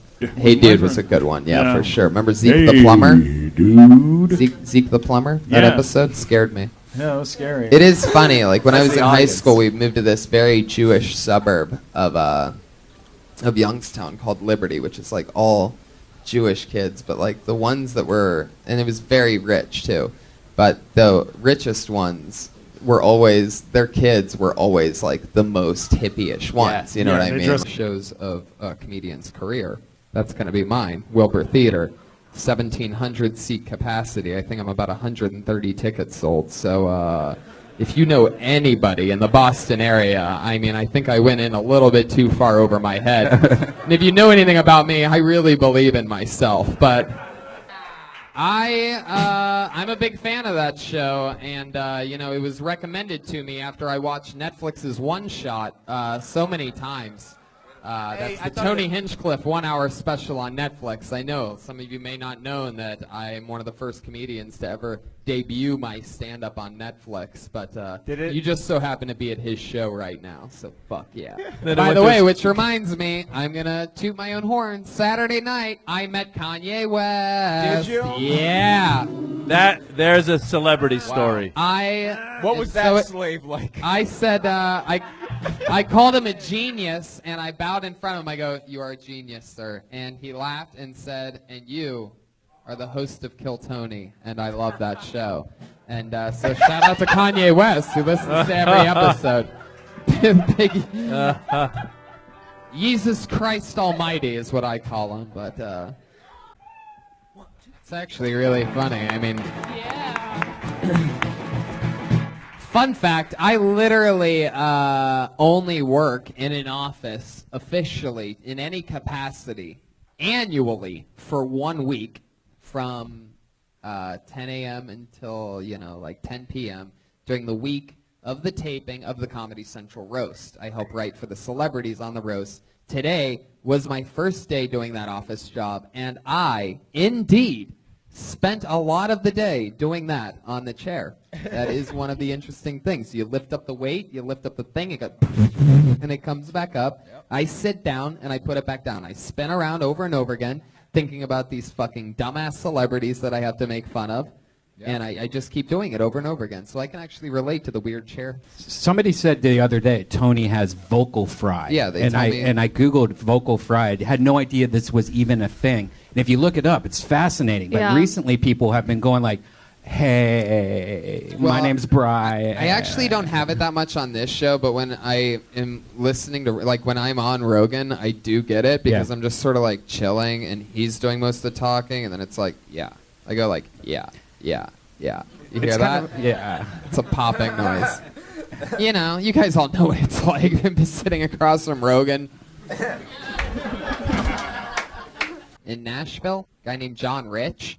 And Big and Rich, we're all aware. Yeah. And one side of this like house of blues that he has on the 3rd floor of this crazy mansion is just one big showroom, but one side of it is all windows in which you could see all of Nashville, all of downtown's down there. Then the other side's walls. And he performed that fucking Windows to the Walls song, and the place went nuts.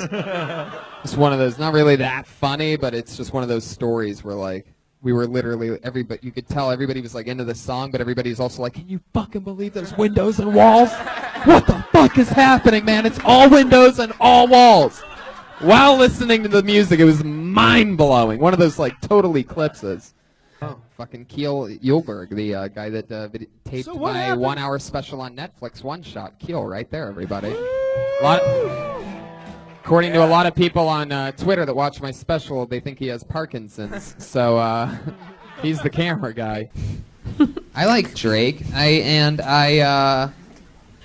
a little disappointed that I found out tonight that his name is Aubrey. Yeah. It's a lot of street cred out the window. Did you know he was in Degrassi? Yeah. What? Super popular Canadian TV show. Tony's world is shattering right now. Oh my God. He just looked at Allie like, He what did played you just say? wheelchair. Tony, yeah. Please don't cry on air. On Don't air. you say that again. On. Wait, did you really watch that and didn't know that was him? Anyway, You definitely thought lost I- the card. I thought I knew my Drake. Jamie Vernon knows what I'm talking about. Him and I were shaking hands with Kanye West a few weeks ago. You guys know what that's like, right? Thrush, he said, I love how much you look like Seth Rogen. What a cunt. I know. You're What a- about what as a blind funny as pipe. him too, Ryan Little. Yeah, fuck you, Seth Rogen. Remember when you picked against me in roast battle, you piece of shit? Oh, I'm gonna go with that guy because I too am fat and Canadian. Was it really worth it to make that joke, you motherfucker? Huh? Dumbass? Fucking piece of shit. Yeah, I'm calling out Seth Rogen. Never gonna listen to this. I was so hoping that the first words out of your mouth were going to be, I am the captain now. Everybody had to be the He's from the country right next to me. I'm Ethiopian. He's Somalian, so. I love Ethiopian stuff. I live right next to I live next to Little Ethiopia. They got good food. It's John. And You live next to Ethiopia. they just fucking eat everything with their hands. It's amazing. I was talking about this yesterday with somebody. I had a flashback to it. There was a little while where I slept on a hammock. There was a little while I thought that was the wise investment at one point. It was like we were at like one of those like Sam's Club things, and I had like, I don't know, I think it was, I mean, this is when I very first started. And I thought that for some reason I was like just high enough to be shopping, and I was like, instead of getting like a nice air mattress or something like that, this hammock is like baller as fuck. I literally did. And then I had to unpack it, put it together, and then you can't sleep in a hammock. You can have sex in a hammock unless the girl's ending up in the attic. It's like a slingshot. Again, Yeah. sorry, I never really understood like sleeping in hammocks. Like it's like sleeping in a rope trap. You know, it's horrible. Yeah, exactly. I felt like a crab or something like that. Yeah. And I also slept on a beanbag for a little while, which is crazy. I spent like a month or two on a fucking beanbag when another person had to take the couch in the living room at an all-comedy den like that. Are you a cartoon character? At one point in life, I was. I thought I was gonna say a real world cast member. Yeah, I mean, sort of. It really was. There was a period in time where there was like 5 comedians in a 2-bedroom apartment. There was one time where there was 4 of us in a studio. Yeah.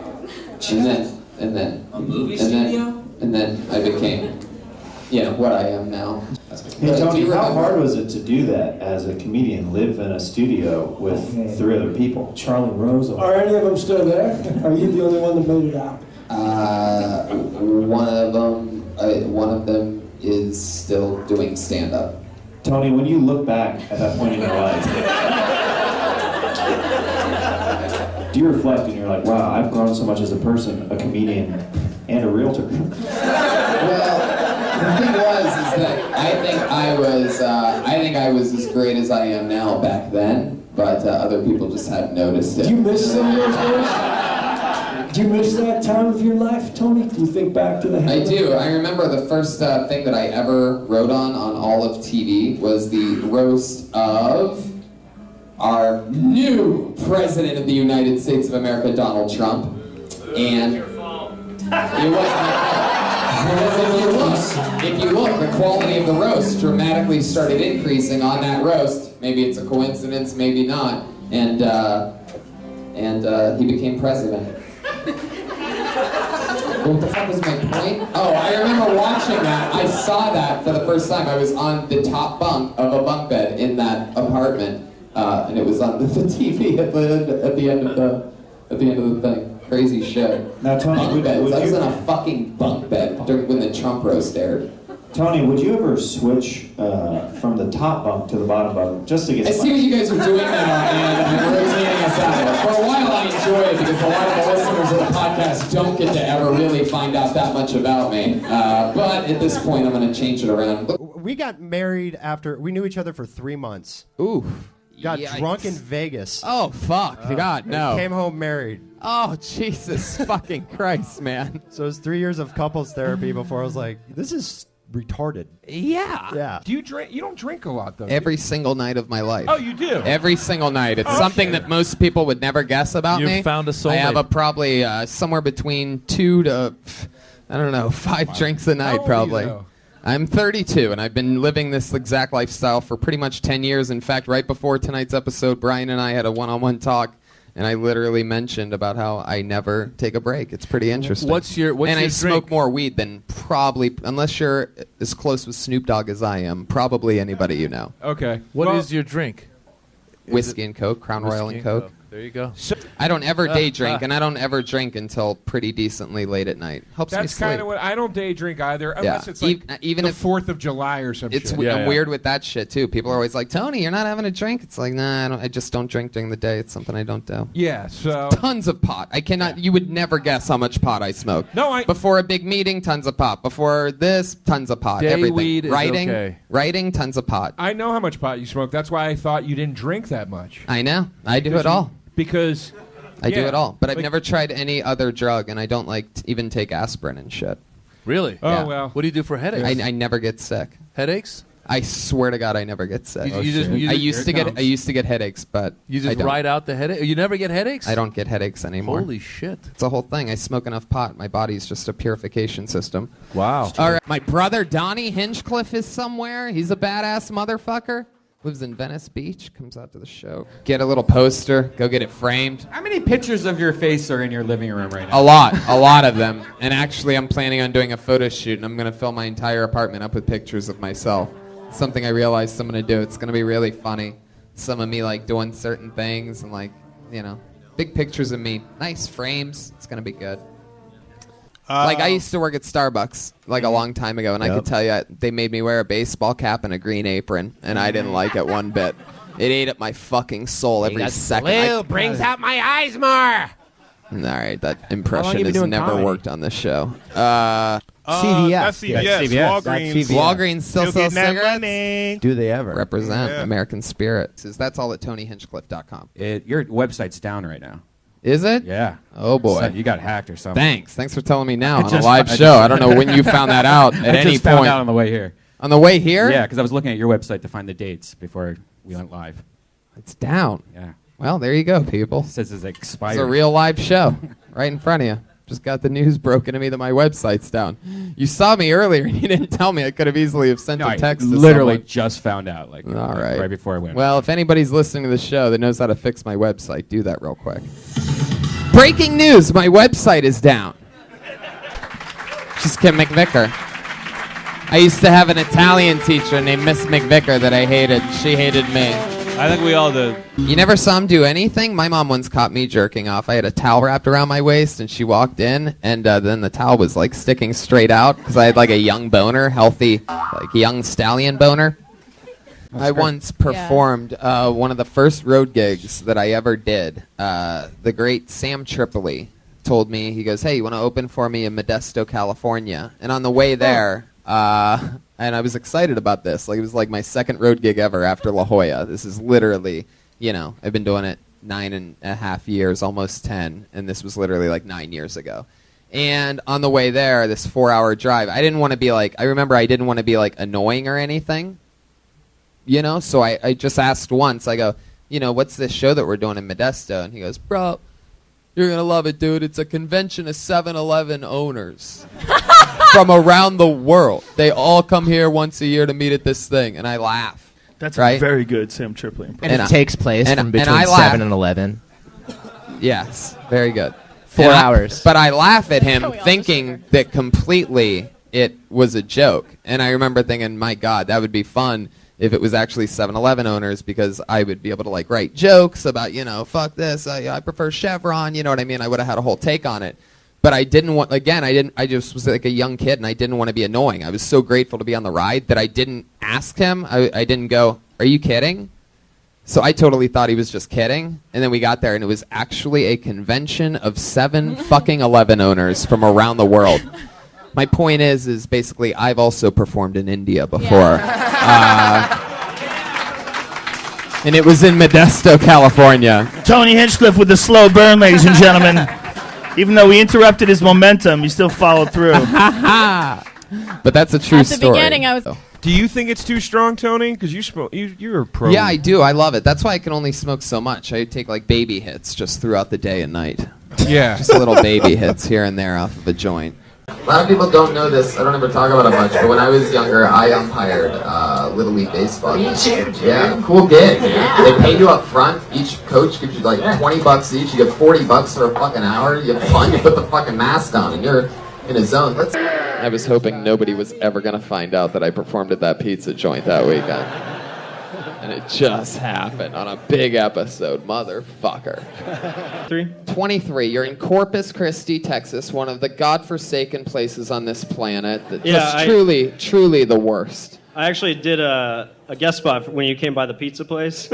Oh, okay, yeah. I don't know if you remember that. No, I don't. I've erased all. Well, you erased all of that. You were just like mad the entire time. That makes sense, Benjamin. Let's keep this about you, Benjamin. Let's keep this about you. Thank you.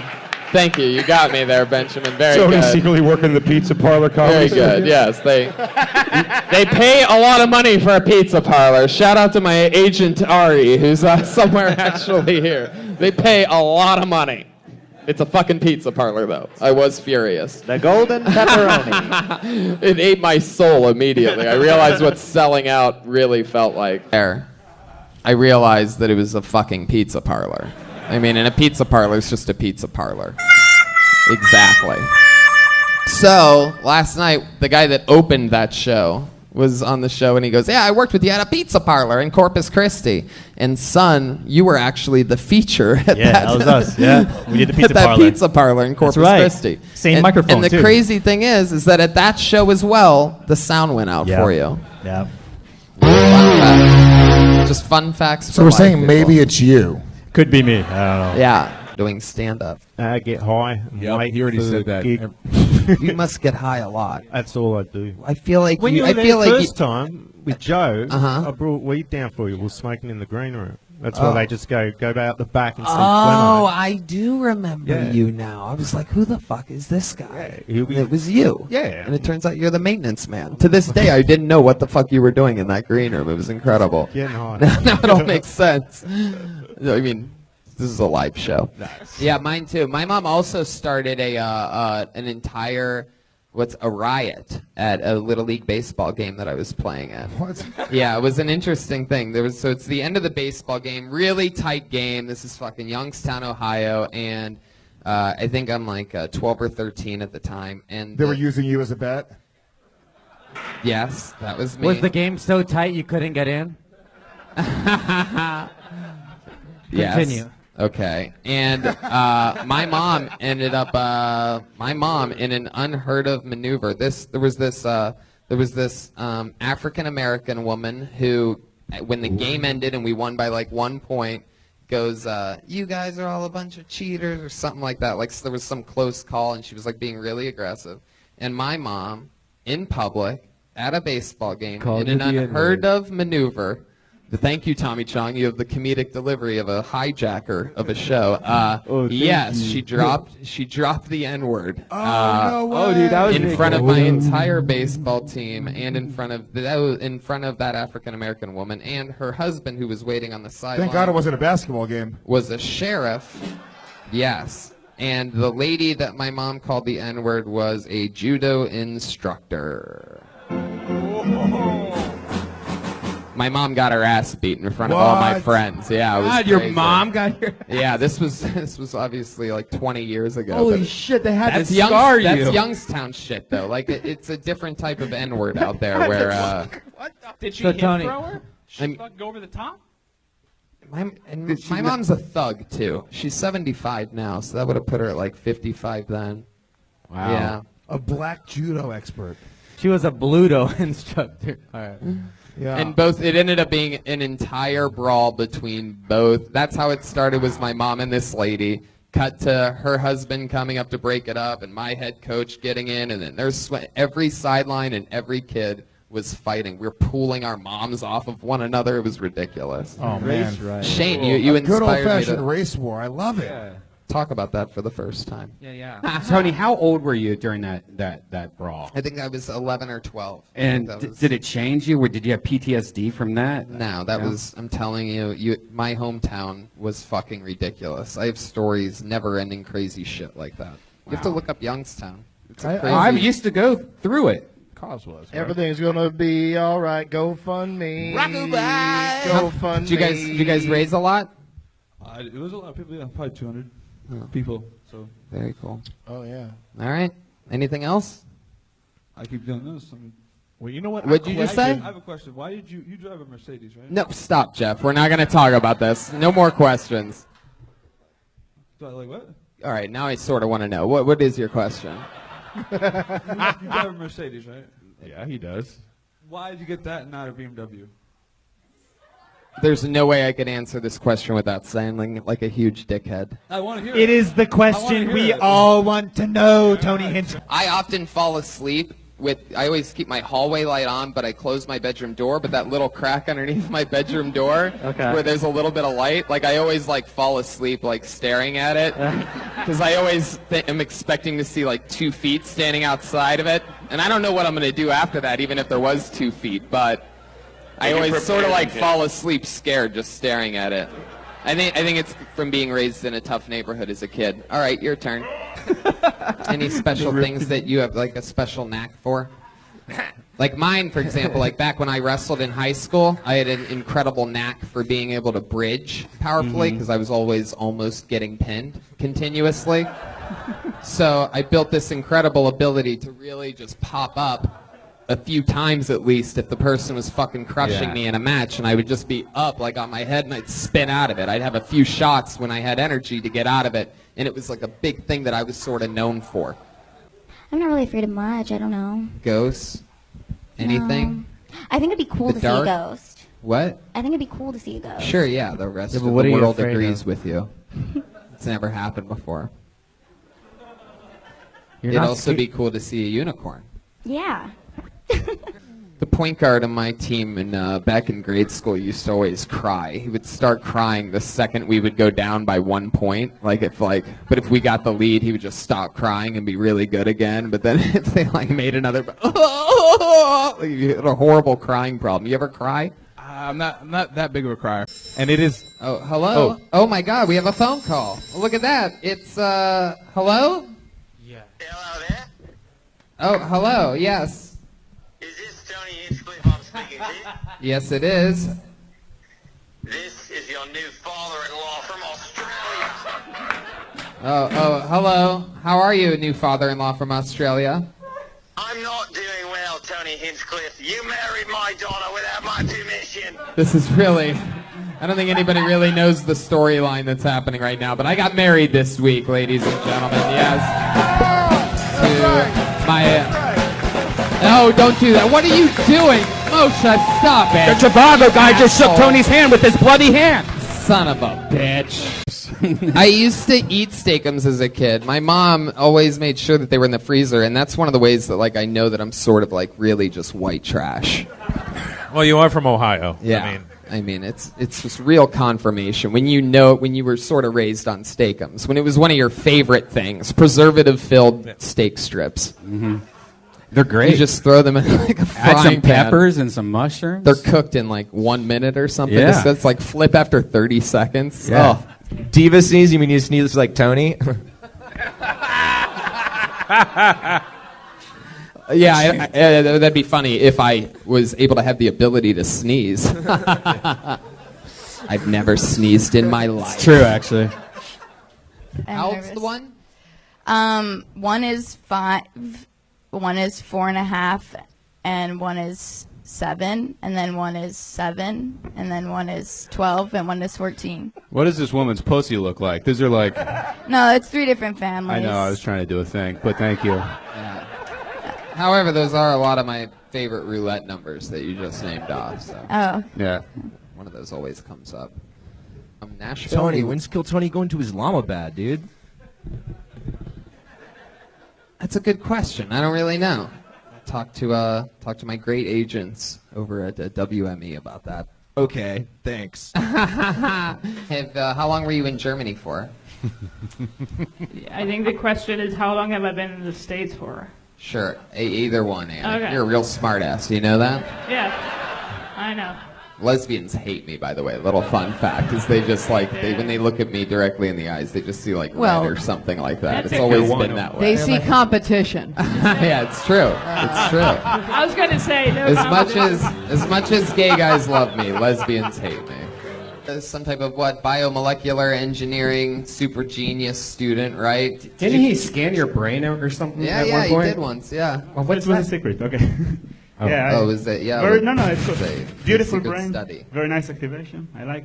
Okay, very good. Like the kid that just clowned on everyone, the teachers, the PE teacher, like everyone. You just made fun of them so much. And everyone thought you were so cool because, like, you were the comedic relief. Yeah, is this a question? Yeah, I'm Yes. asking you. Yes, that's the like answer. you weren't like a comedic late bloomer, right? Like as a kid, you were like the one making fun of everyone. Very good. Is this like a Am I psychology right? test or something? but am Yes. I- but am I've I talked about right? it on numerous podcasts. Oh, I haven't heard them. Bunch of dudes talking over each other. Okay, so Like JRE and shit like that. So, that like, gets when did you hundreds lose of your millions virginity? of downloads. Tell me more. What? when did you lose your virginity? 14. Yeah, I saw Steely Dan at Dodger Stadium, and it sort of made me sad. They weren't as good as I was hoping they'd be. It's weird when you see a band like that not. Too, and my mom also makes the best spaghetti sauce in the world. I don't know if you know this. Sometimes she freezes it and sends it to me in a frozen container all the way from Youngstown, Ohio. Right. I let it thaw out. I make it myself, and it's so delicious. And a lot of the other, that's like those things fall apart like that. I used to have, I'm like 99% sure, the exact same model of Ford Taurus. Ford Taurus also? Yeah. I had a Ford Taurus most of my life. The fun fact is, the Ford Taurus was the car that I slept in 11 years ago in this back alleyway here for a few months when I worked here and had a fucking little summer of, By the way, late this is nights. California. I'm just not impressed with you assholes sleeping in your cars. That sounds like a dream. Yeah. Yeah, no, it is. Beautiful weather, it you know. It really was one of my favorite and most creative times. I mean, I had zero money, but I was waking up when the sun came up. That's pretty much how that goes. You go, you take a shower, you get a coffee, and back then, it makes me sound a lot older than I am, but I would get a newspaper, and I would read the shit and start writing fucking stupid hacky jokes right in the back alleyway of this club 11 years ago in a fucking torn, ceiling, tattered Ford Taurus. Damn, So you got the Taurus connection. What if it was your It is. Taurus, Tony? What if it was the same car? Oh. Actually, what's funny is my brother actually still has the Ford Taurus. The thing actually Well, runs. forget I said that thing then. There you go. Hey, what color is your Ford Taurus? It was like a silver gray. That's blue. what I had. What's your? Oh, it's burgundy. You put 50 Cent ahead I've of got a Kanye West. Do you not know pacemaker. anything of what he's done for music at all? Nothing, huh? No, not Ruined really. it. You even put Jay-Z way above him when Kanye is the one that produced his hit albums. Did you know that? You son of a bitch. No, I didn't. You always ask me questions. Strangest thing, when you were 15. Oh, fuck you, Uncle Ron. I'm not falling for this shit. You fucking kidding me? My strangest thing I ever did was I took a jock strap, right? Like we all do. And I mashed up some mangoes. Fucked mangoes. Fuck. I used to be a bad student. I used to be mean. In fact, I once had a teacher get caught watching porn, and that's when I was in school, by the way, which is really hard. Really? So check this out. One day we were on a bus trip back from, we were visiting the Cleveland Rock and Roll Hall of Fame. I think I'm in like 4th, 5th, 6th, 7th grade, somewhere in there. And we're on a bus trip. It was a fancy enough bus to where they had the TVs at the time, which was like fucking like spaceship shit to us. Yeah, they were like the tube TVs.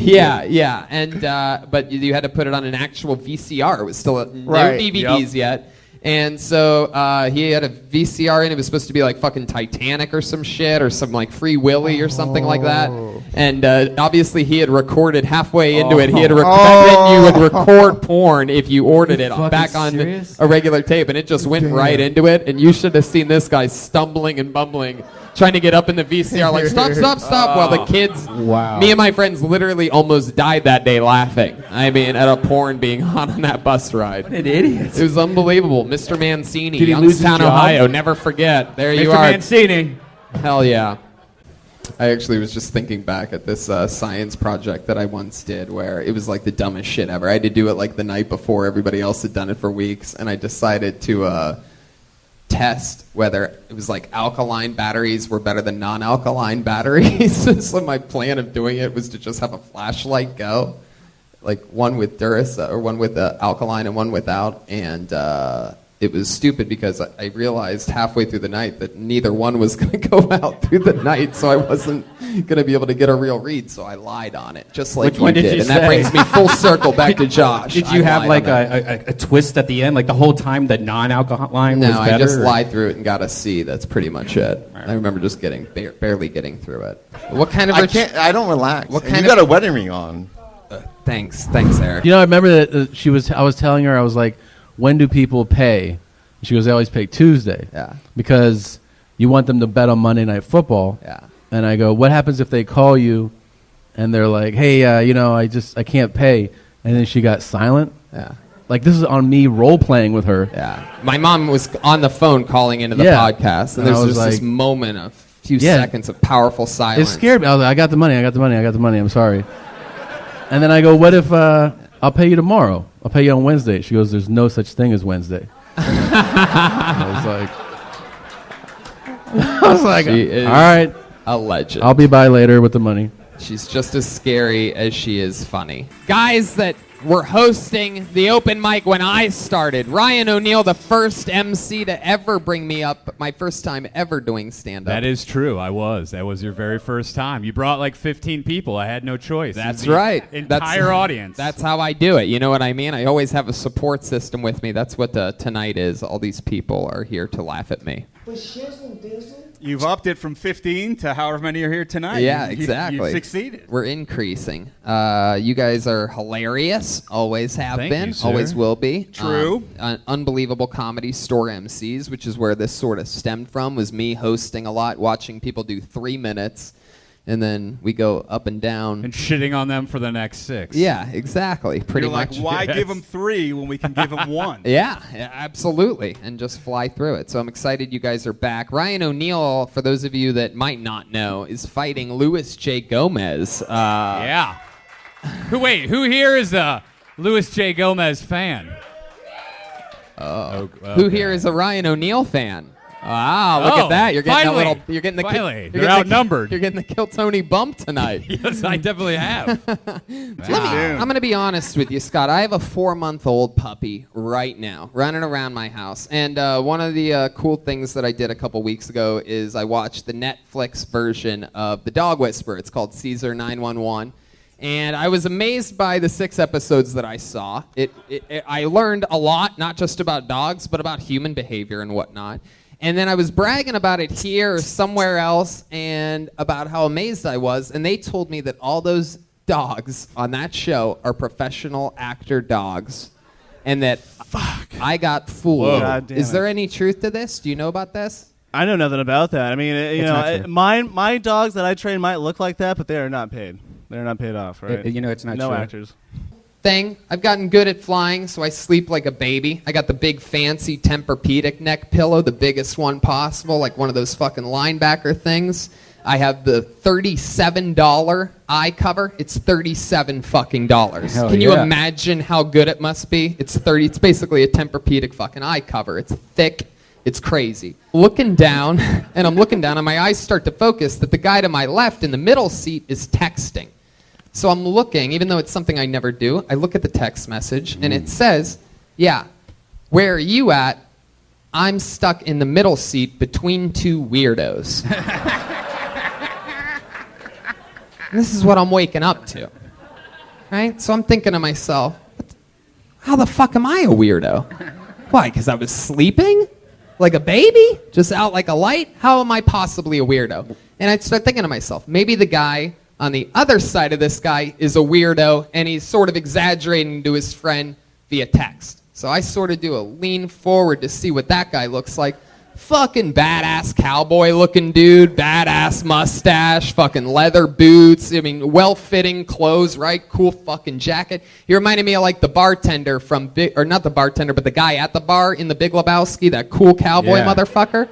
You sure you weren't like moaning when you were sleeping? Or Don't something? interrupt me here, Brian. Just let the momentum roll here. So the cowboy guy, right, with the beat you just stepped on, isn't a weirdo. right? He's a badass motherfucker. And I'm thinking to myself, I'm a badass motherfucker. This guy's totally in the wrong. He's a fucking weirdo, right?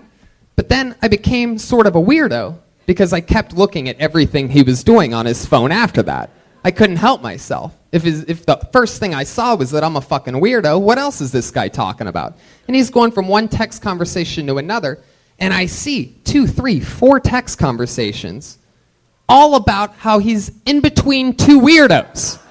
Different people. This guy clearly has had his Wi-Fi bumping the 4 hours that I've been asleep, right?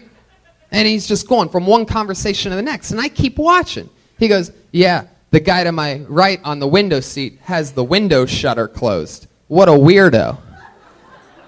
And another conversation. He goes, yeah, the guy to my right has the window shutter closed. He must be afraid of flying. And all this is happening. I'm thinking to myself, you know what? Fuck this guy. I'm going to keep the window shutter closed the whole time. And I look over again. And what do I see him text? His one friend from probably down on land goes, where are you at? Do you know? And he goes, I think I'm flying over the Grand Canyon, but I wouldn't know because the weirdo next to me has his window shutter closed. Finally, I'm like, you know what? I want to say something, right? I want to say something to the fucking guy. I want to go, who the fuck do you think you are, right? But I know that I can't do that because that's just going to end up 2 guys in the front of the plane going, you're a fucking weirdo. No, you're a fucking weirdo. So instead what I do is I reach forward nice and slow and I grab that window shutter by that little bottom part, right? And I slowly start to lift it up. And as I get it just barely up, I put my head right in front of it like that. And I'm just leaning out a window like I've never looked outside before in my life. Like a prisoner that just got his first window in years. I'm just fucking filling the window with my head. Not even looking at anything. I know what the fuck all that shit looks like. I fly every fucking weekend. I'm not afraid of flying. So I'm just filling the thing with my head a good 15 seconds. And then what do? I reach my hand back up and I grab the top of that fucking shutter. And I slowly lift my head away and go, whoop, like that. Fucking weirdo calling me a weirdo? It's so weird. I always sleep with that thing down. Who fucking keeps it open? I want that sun in my eye the whole You time. got the middle seat, you idiot. Yeah. Don't accept a middle seat unless you're not going to be a baby about the window. Windows are closed. There's a bunch of tourists here with the fucking looking out the windows. They're like, why don't you enjoy the process? Wow. That's my game right there. Would you play the same numbers every time? Or would you? Same numbers. What are the numbers? 7, 21, 5, 20, 14. That's almost all the numbers. Yep. 7 and 21 are 2 of my top 5 favorites. Oh yeah, me too. But I remember I had just gotten out of the shower, so I had the towel like wrapped around me, that thing where like you have the the little towel wrap thing, and I'm just fucking going at it, and I hear the door open up, and I'm just like, no, like that.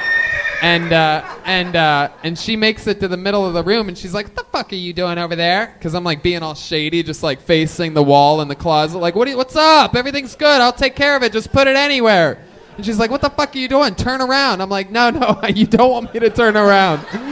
She's like, no, turn around. And I turn around, and I had it like back under the towel, but when I turn around, I still have like that like young half boner, you know what I mean? So the towel's just literally sticking out to like there.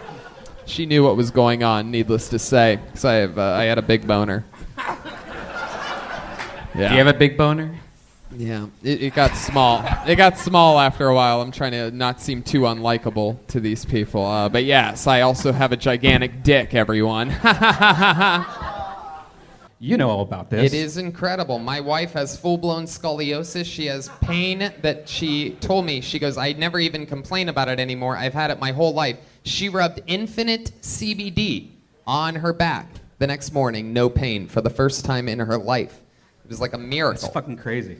Did you say your favorite restaurant is Gyukaku? Yes. Fucking unbelievable. I love that restaurant. I love it too. It's unbelievable. You been there? No. Oh, it's I just see your enthusiasm and I'm getting It's jacked. unbelievable. It's Best fucking happy incredible. hour ever.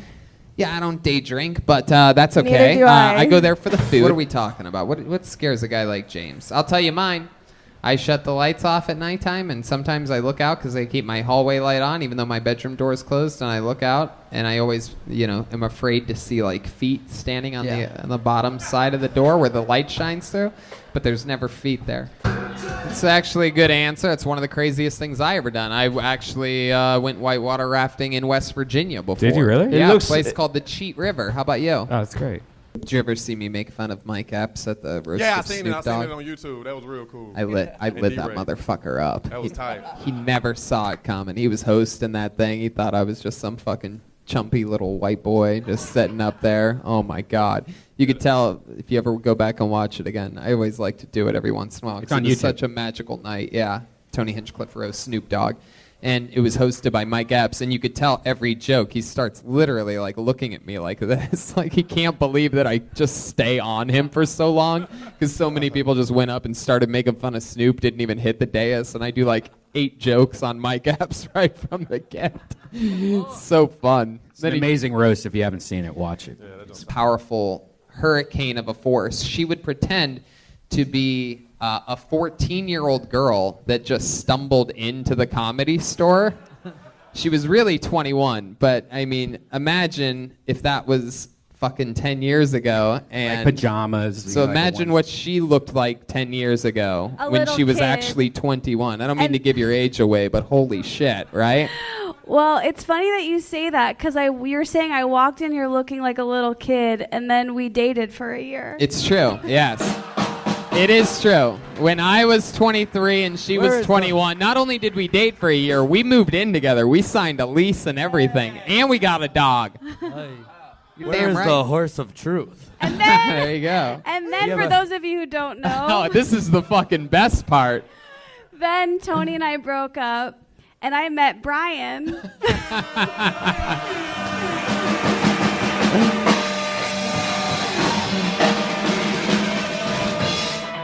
This is true. And he used to call at like 3 a.m. trying to talk to her, and I would get like answer the phone. Like I didn't even know who Tony was. I was like, "Hey, whoever you are, get the fuck out of here!" Like, this is my girlfriend. Like, you remember that shit? No, that never happened at all. That definitely never happened. When Esther and I were done, we were pretty fucking done. You live in a studio apartment for a year. I think that goes that way for just about anybody. For 2 comedians that had nothing yet, we were struggling. I was working shifts at the fucking Starbucks. But I haven't met you yet. Hello. Oh, look at this. Hello. Look at this. Hell yeah. I used to make bronze sculptures, so I was a TIG welder. Wow. And Wow, dude, that's yeah, cool. so that's what I would like to do. You ever think about making yourself a bronze leg? Yeah, I have. That's a great idea. It's pretty heavy, right? Yeah, it'd be a little ridiculous. This is I don't know what bronze titanium is and- because I've never been third place in anything in my life, so I've never actually felt it. I love gold. I can't do edibles at all. I smoke pot all the time, but if I do an edible, I start just sweating profusely and freaking out. No. It's not. I almost It's died. not a Trader Joe's. Little fun fact: Oh, yeah. since grocery stores came up, I wasn't going to bring this up, but I will mention it. Yesterday, I almost died in a Trader Joe's, ladies and gentlemen. Little fun fact for you: I was my wife loves kombucha, the glass bottle pressurized drink, Which means she hates money. yeah, and I was putting one in my shopping bag thingy, and it rolled out and it hit the ground and it exploded. And it shot like a pipe bomb, and it sliced my artery right here on my arm, and I bled like a motherfucker. Was it I squirting out everywhere? It was Oh my God, your blood's everywhere, everywhere. Like I might as well have gotten shot like multiple times in the arm. Like it was just flowing out of me. And ended up going to the ER. And, Did you do it's like a the whole thing. ambulance, or did you drive there? The or? ambulance came, but I'm like, fuck that. Right. You know, That's I $800. can't- That's like $1,000. Well, it's not really. It wasn't about the money. It was about just like the I'm no fucking pussy. You know what I'm saying? Don't let this bone structure fool you. I'm a badass motherfucker from Youngstown, Ohio. Anyway, have you ever jerked off in a stranger's bathroom? In a stranger's? No. No, at work I have before. Oh, yes. I know a little something about the work and jerk. I get that one. Oh, yeah. Yeah, the work and jerk's a big one. I'm actually pro work and jerk. Way back, my first job, I worked at a grocery store in Youngstown, Ohio, the Giant Eagle there on Churchill Hubbard Road, and I'll be honest with you, back then, I mean, for as feminine as I am, I had a lot of testosterone bumping through my veins, and my balls would just sometimes need a goddamn, I'm a little Italian boy back then, 16 years old, Every once in a while, I'd need a release. I'd be bagging groceries, and god damn it, I'm a man too, believe it or not. And sometimes I'd go into one of those stalls and jerk off. It catches my attention because that's one of my favorite exercises is running aggressively. I'm not kidding. I believe in a good round-the-block fucking sprint like you're being chased by wild dogs type of workout. I think it jolts the system into being awake. Low empathy. Yeah. Just like incredibly low. Like I don't give a shit. Yeah, so do I, but I'm not autistic. You could be. Have you been tested? Michael, what did I tell you about fucking talking? So fucking hate pit bulls. I hate everything about them. We actually have your dog on the line right now. Doug, what do you think about this? I think pit bulls are misunderstood, Tony. They are. Oh, there's always a crazy pit bull owner out there. There They're it not is. crazy, they're nice. Anybody hear that extended clap? Just like, I fucking love it. I can't do anything fun with him, like take him to a dog park, but he's the best. 22, fuck yeah. You know who else was 22 when they started stand-up? Me. Haley Hackett. Little fun fact, if I was going to be a girl, my mom was going to name me Holly, and I would have been Holly Hinchcliffe. Double H. I actually felt really sick the other day. I was flying back from Maryland, and on my layover, I had this jalapeno breakfast sandwich, and everything's fine, But then I fucked up, and I decided that I wanted a small Wendy's Frosty as well. From a different, I made 2 stops. One for the breakfast sandwich. I had a drink and everything. I was good to go. I'm like, you know what? I'm going to treat myself. This is a fucking hard layover, long flight. I'm going to get a Frosty and put that on top of the fucking jalapeno sandwich that I had. And I almost pooped my pants the other day on an air. I really did. I literally had to, I pulled that move for the first time in my life. I'm talking about maybe like hundreds and hundreds and hundreds of flights. For the first time ever, I was that guy that stood up as soon as you were allowed to stand up on a flight, and I fucking ripped it, dude. I went number 2 on an airplane.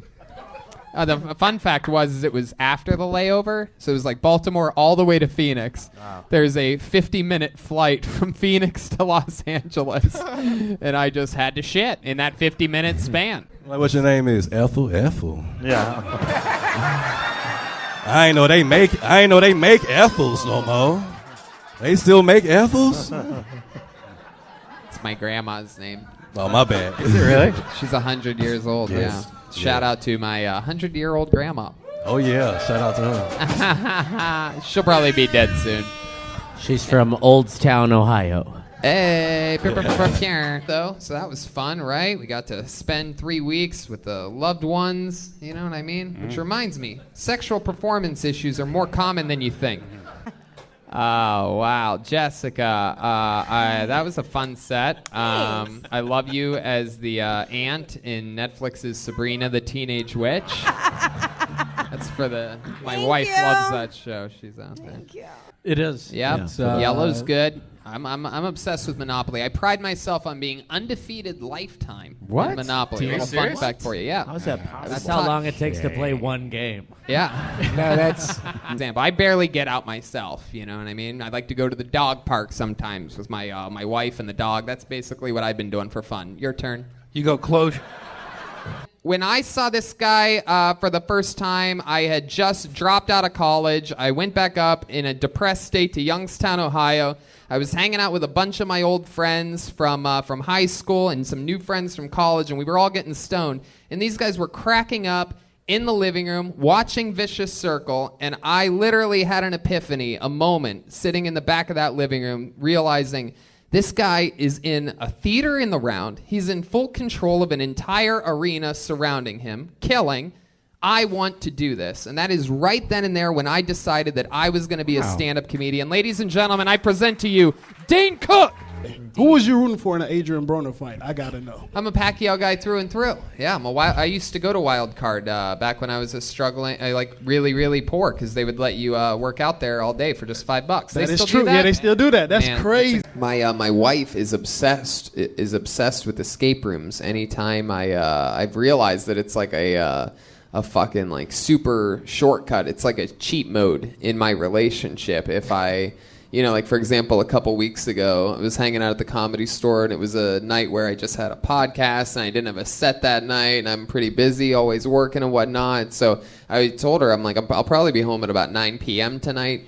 I got done with my podcast. I go to the back bar to just have one drink, and Ron White's sitting there. Next thing you know, we're throwing back tequila. We're smoking pot, right? I don't get home until 1 a.m.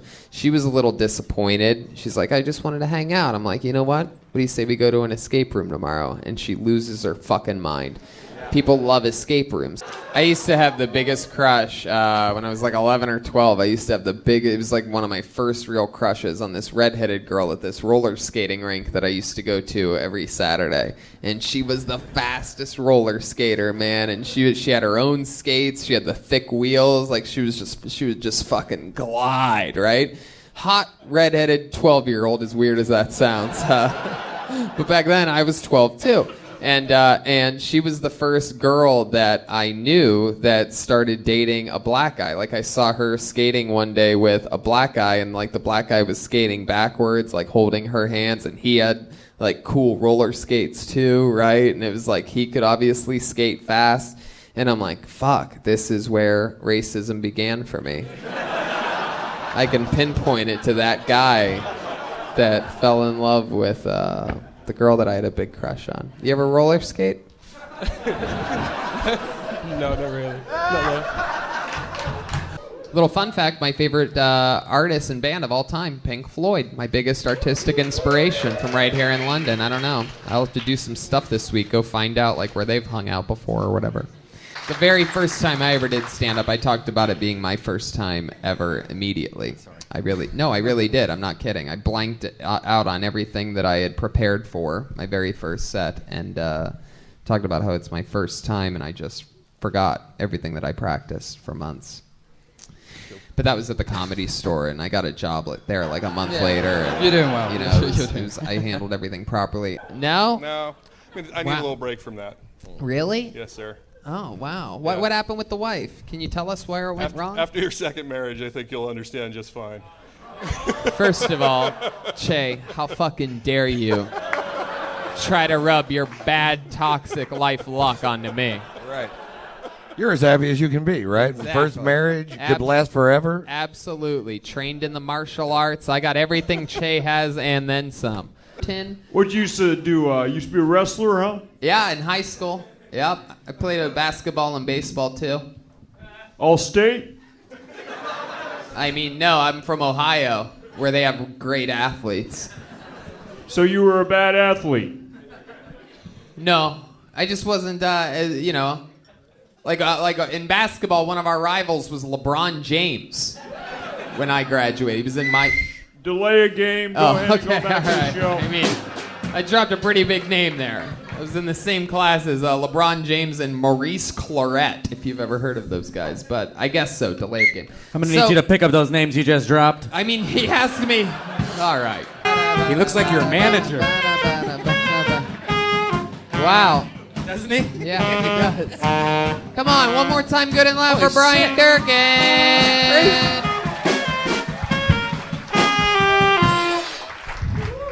That I just so happen to know for a fact, many of my favorite comedians started at the age of 22. Me. And I'm positive that there were other comedians that started at 22. So, Have you ever been with an older woman, Tony? I actually was How much older? One night, and I literally, let's put it this way, I literally cannot talk about it until like my dying memoirs because it was that crazy of a night. How old? I was a door guy at the store. I was 23, and I was brand new. I was wasted, and it was unbelievable. Yeah. You guys are gonna. If you outlive me, you're gonna love that story when you read it. I swear to God, it's one of the craziest nights of my life. Got nothing going on there. Yours is, of course, thicker than mine, Brian. I have a nice slender. I have an amazing wallet from the people over at Gunnar and Company. Gunnar. That's real leather. They make all leather goods. They are really, really cool people. They like that. custom made this for me with red stitching and black leather because they saw that my old Mercedes had black leather and red stitching on the inside. But I got rid of that Mercedes and got a Corvette because I'm a goddamn American. You know what I'm saying, people? Fuck it up. Tony, what did you do today? I woke up and I drank a coffee and I ended up watching Pitch Perfect 3 was on the TV because HBO was on from the night before, so I ended up just doing that and taking care of promoting Monday's show back in Los Angeles and really didn't think much about anything. Talked to my wife, FaceTime, chilled, went and got another coffee and drank a bunch of water and then came here. I don't like the pause. I fell asleep with HBO on the TV and I'm telling you, I did watch Pitch Perfect 3 today and I fucking loved it. I've never seen 2 or 1. I watched Pitch Perfect. I'm like, this shit is fucking believable. Are you serious? Why are you guys laughing that hard? Did that happen to you? Hey, fuck yeah. That fat chick is hilarious. Anyway. He asked me earlier today, he's like, have you seen this movie called Pitch Perfect? And I was like, yes, there's 3 of them, and I live in the woods.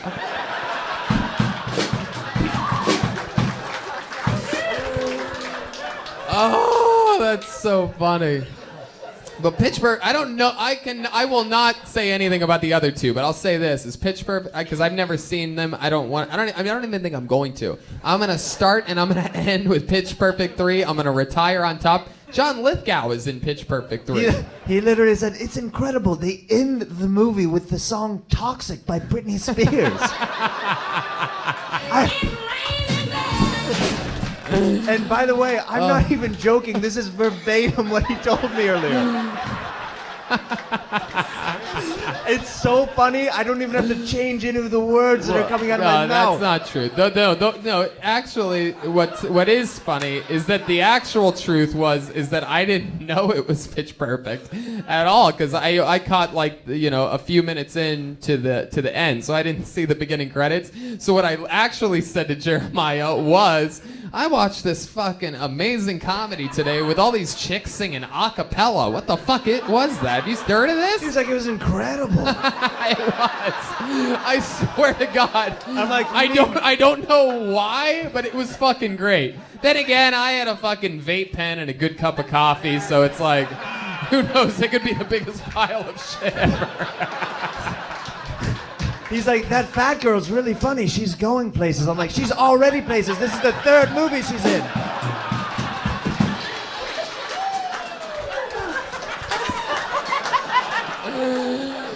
No, but I've brought it up before. Whoa, your voice cracked when you said that you brought it up before. I'm only 21. Wow. It's okay. It happens to me too sometimes. Every day. I own my own personal assistance and concierge business. Wow. So I help rich people either stay married or get divorced. That's kind of my job, is either to make sure that... He looks like the final stage of the Tony Hinchcliffe evolutionary chart.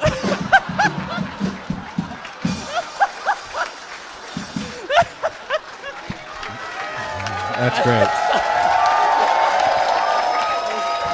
That's after like so 2 more funny. years of growing. It's so funny you say that because he literally, and I've never said this about anybody, he literally looks exactly like my older brother, who's exactly 12 years older than me. Yeah. So it's a true thing. You look like from the man bun to the mustache. That is exactly what my older brother looks like. Very impressive. So how long have you been a douchebag for? You were growing that out for a while, but you were Not twisting really. it. I was just seeing what the fuck it's like having facial hair. I just sometimes just let it go to the limits. This is my first time ever having facial hair, so I'm excited about it. But now I keep it trimmed up. But before, I just let the whole thing go out because I'm like, whoa, that's what I would look like if I gave up. Do you shave the middle part, or is that just grown like that? No, that's all natural. That's crazy. All fucking natural right there. There's a natural split. Erie, Pennsylvania. I know all about it. Oh, you do? Yeah. Oh, cool. Yeah, I almost died there once. I almost drowned right there, right in I'm the not surprised. undertow of Lake Erie. Yeah, people drown every I year had there. a Phil Collins type of moment. You have a heart condition? Yeah. It's I had pericarditis, so I had an infection. Yeah. That's weak lining of the heart. Yeah. I was once, little fun fact, I was once obsessed with being a heart surgeon in 8th grade. And a pilot. That makes too, sense. In 8th grade, I had taught myself how to perform emergency heart surgery with a pen. Oh my God.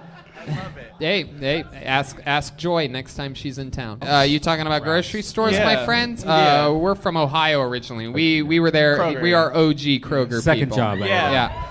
My first job, Giant Eagle, Youngstown, Ohio. She met him when he was in the Insane Clown Let's Posse. talk to her. Yeah, no, you're great. I loved you in 500 Days of Summer.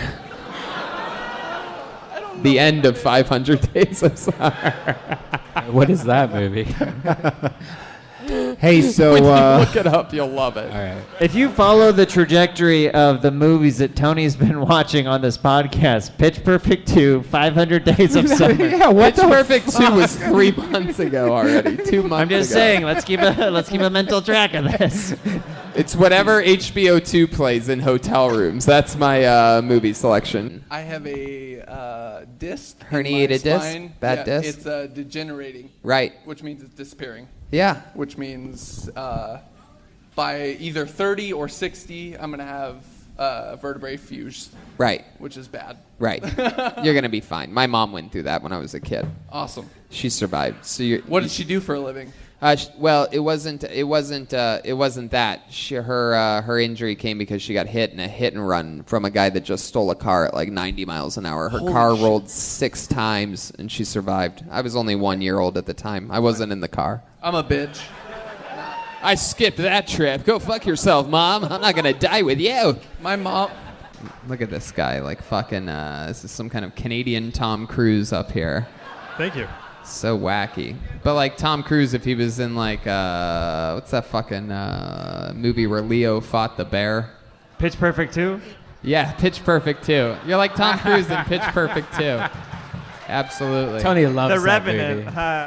Next few years, I would be definitely signing up every week for this show. Lord knows, I bent the knee to people running open mics to give me a janky 3-minute spot before. So, Did you and Cat Williams butt heads? Actually, it's funny you put it that way. We actually bumped shoulders once. He made a weird sort of like line right at me once when I was a door guy here and gave me the old fucking like hard shoulder. And I was like, all right, I mean, if that's Excuse what me, you're gonna- Bobo. Yeah, exactly. If that's what, I mean, that's just how he was trying to get in my head. I was just a peasant door guy at the time, but he knew that eventually I'd be one of the top young rising comedians in the world. And he was threatened by my, just my confidence and composure as a door guy. I was a happy guy back then. Fun fact, I actually, as a kid, another fun fact about me, I once rode a Tonka truck. Those little yellow fucking Tonka trucks? I was so tiny that I used to scoop my butt around on the fucking Tonka truck. And I once went down an entire set of basement stairs, and I have a massive scar underneath my chin from it. Tore my fucking chin up. Yeah. Riding a Tonka truck down basement stairs because I'm fucking rock and roll, dude. You know what I mean? Since I was fucking 3 years old. My fucking poor single mom felt so bad. Imagine that. You walk downstairs and your kid's bleeding everywhere. You didn't fucking watch him ride a Tonka truck down the basement stairs. Anyway. Iowa State, the home of the Cyclones. Iowa, the home of the Hawkeyes. Both laughable to Red Band and I's fandom of the Ohio State University. And we want you to never, ever forget it. Don't you ever fucking forget it. Every year, I want you to think of these two faces when you look at that final score. Every fucking year. But we love your support. Thank you for coming out. 10-year-old kids in Milwaukee do. You got your classic Midwest khaki cargo shorts on. That's how I dressed when I was 21 too. Living in Ohio. Yeah, me too. Just fucking living that good life. Just hoping for the best. Fucking putting that energy out there. You know what I mean? Just fucking. I did the camo khakis. Yeah. Last. What? What about it? Yeah. No, I never said that I worked at Olive Garden, but I have worked in restaurants, multiple restaurants, Ruth's Chris Steakhouse, Luis's Trattoria. What's the one right by you in Burbank? Market City Cafe. Yeah. Would you like my fucking resume, you piece of shit? You worked at Starbucks. Yeah, I fucking did that too on my way to becoming one of the top young rising comedians in the world. You son of a bitch. Yeah. Work for the Brewers. I don't know if you know what that is. Are you talking about the baseball team or the Yeah. people that make beer? No, the baseball team. Okay. Why wouldn't he know what that is? Like, I don't know. You make zero sense. I don't Like know. he wouldn't smoke What's because he's happening? 10 years older than you or something. Like what the fuck? And of course I knew the Brewers are. My team is the Cleveland Indians. We're all in the American League together. Like I mean, Aren't they called the Braves? What? Aren't they called the Braves? Shut the fuck up. That's my But baseball stop trying to knowledge make right jokes, please. It's not going good for you at all. I promise you. You're whatever you think. I don't know if you have a bunch of little fucking Asian girls that laugh at your jokes all day, but it's not cutting it here. All right. Stop. Did you have a nickname when you were in high school? Like, I was Poof. Everyone called me I was Poof. Squints for a very long Squints? time. Yeah, because I looked just like Squints from The Sandlot when I was growing up. Not at all anymore. Wow. When I was a little kid, we had this street right next to where I lived called Thornton Avenue, which was a very steep hill. And me and my friends thought that we were being smart because in like Little Rascals or one of those movies, they like build their own go-karts. So we're like, yeah, we're going to build our own fucking go-kart and take it down this hill. But all we were really able to do was we took one piece of like plywood and we put it on the floor of one of those scooters, right? Yeah. Right? So I basically sat down on this scooter and the handlebars are up here and I went down a hill. I don't know what the fuck I thought was going to happen, but once it really picked up speed, and it was in a street too. So I tried to go off the curb, like I tried to like get off the street to slow down because I was eventually going to die. And when I did, though, things went like that, and pow! It hit my front tooth and split it in half. Yeah, same here. Yeah. My 2 front teeth are fake. Wow. Two front teeth. Wow, I thought you only had breast implants, No. Red Band. I didn't realize you had. That was a breast reduction, Tony. I realized you also had dental implants. My favorite food in the world, spaghetti. Since I was a little boy, I would fall asleep on my plate of spaghetti, mom's spaghetti, every day as a kid. Spaghetti. As a kid in high school growing up, I would have my mom make an entire vat of spaghetti sauce so that I could eat spaghetti throughout the week.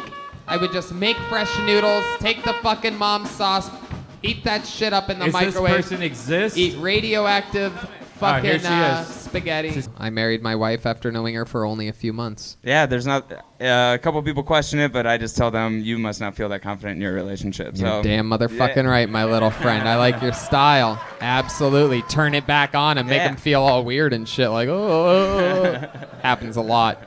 I worked at a pizza place for a while. No shit. Yeah, I made pizzas when I was in high school. Uptown you Pizza, hated it. Youngstown, Ohio. You hated Belmont Avenue. Me too. What'd you say back there? I also worked at Starbucks. What, are you the same guy from the other night? That is so fucking weird. There was a guy at a show 2 shows ago that when I quoted another one of my jobs working in restaurants, and the guy goes, "Nuh-uh, Starbucks." And I'm like, well, I also did that when I started stand-up. That's a different time. I've had different jobs. That guy track your delivery in real time. That's cool. You can see exactly where they're 'cause, at. You know, the thing I like to do, because I live in a nice little neighborhood, but I don't want anybody knowing exactly where my door is, Yeah, right? yeah. So I sort of like, when I see them coming, I sort of like go for a little 30-second jog down the street, pretend like I live somewhere else, Yep. just in case the delivery driver knows me and hates me if I've ever made fun of them, you know, during a show or something like that. I'm like, you're not gonna know where I live. And then, thoughts on like shit I've done that week. If Like feeding on babies after midnight. There's that laugh. That's the laugh, by the way. If you're It made my set that night in London so fun. I've never, literally the most depressed I've ever been in my life.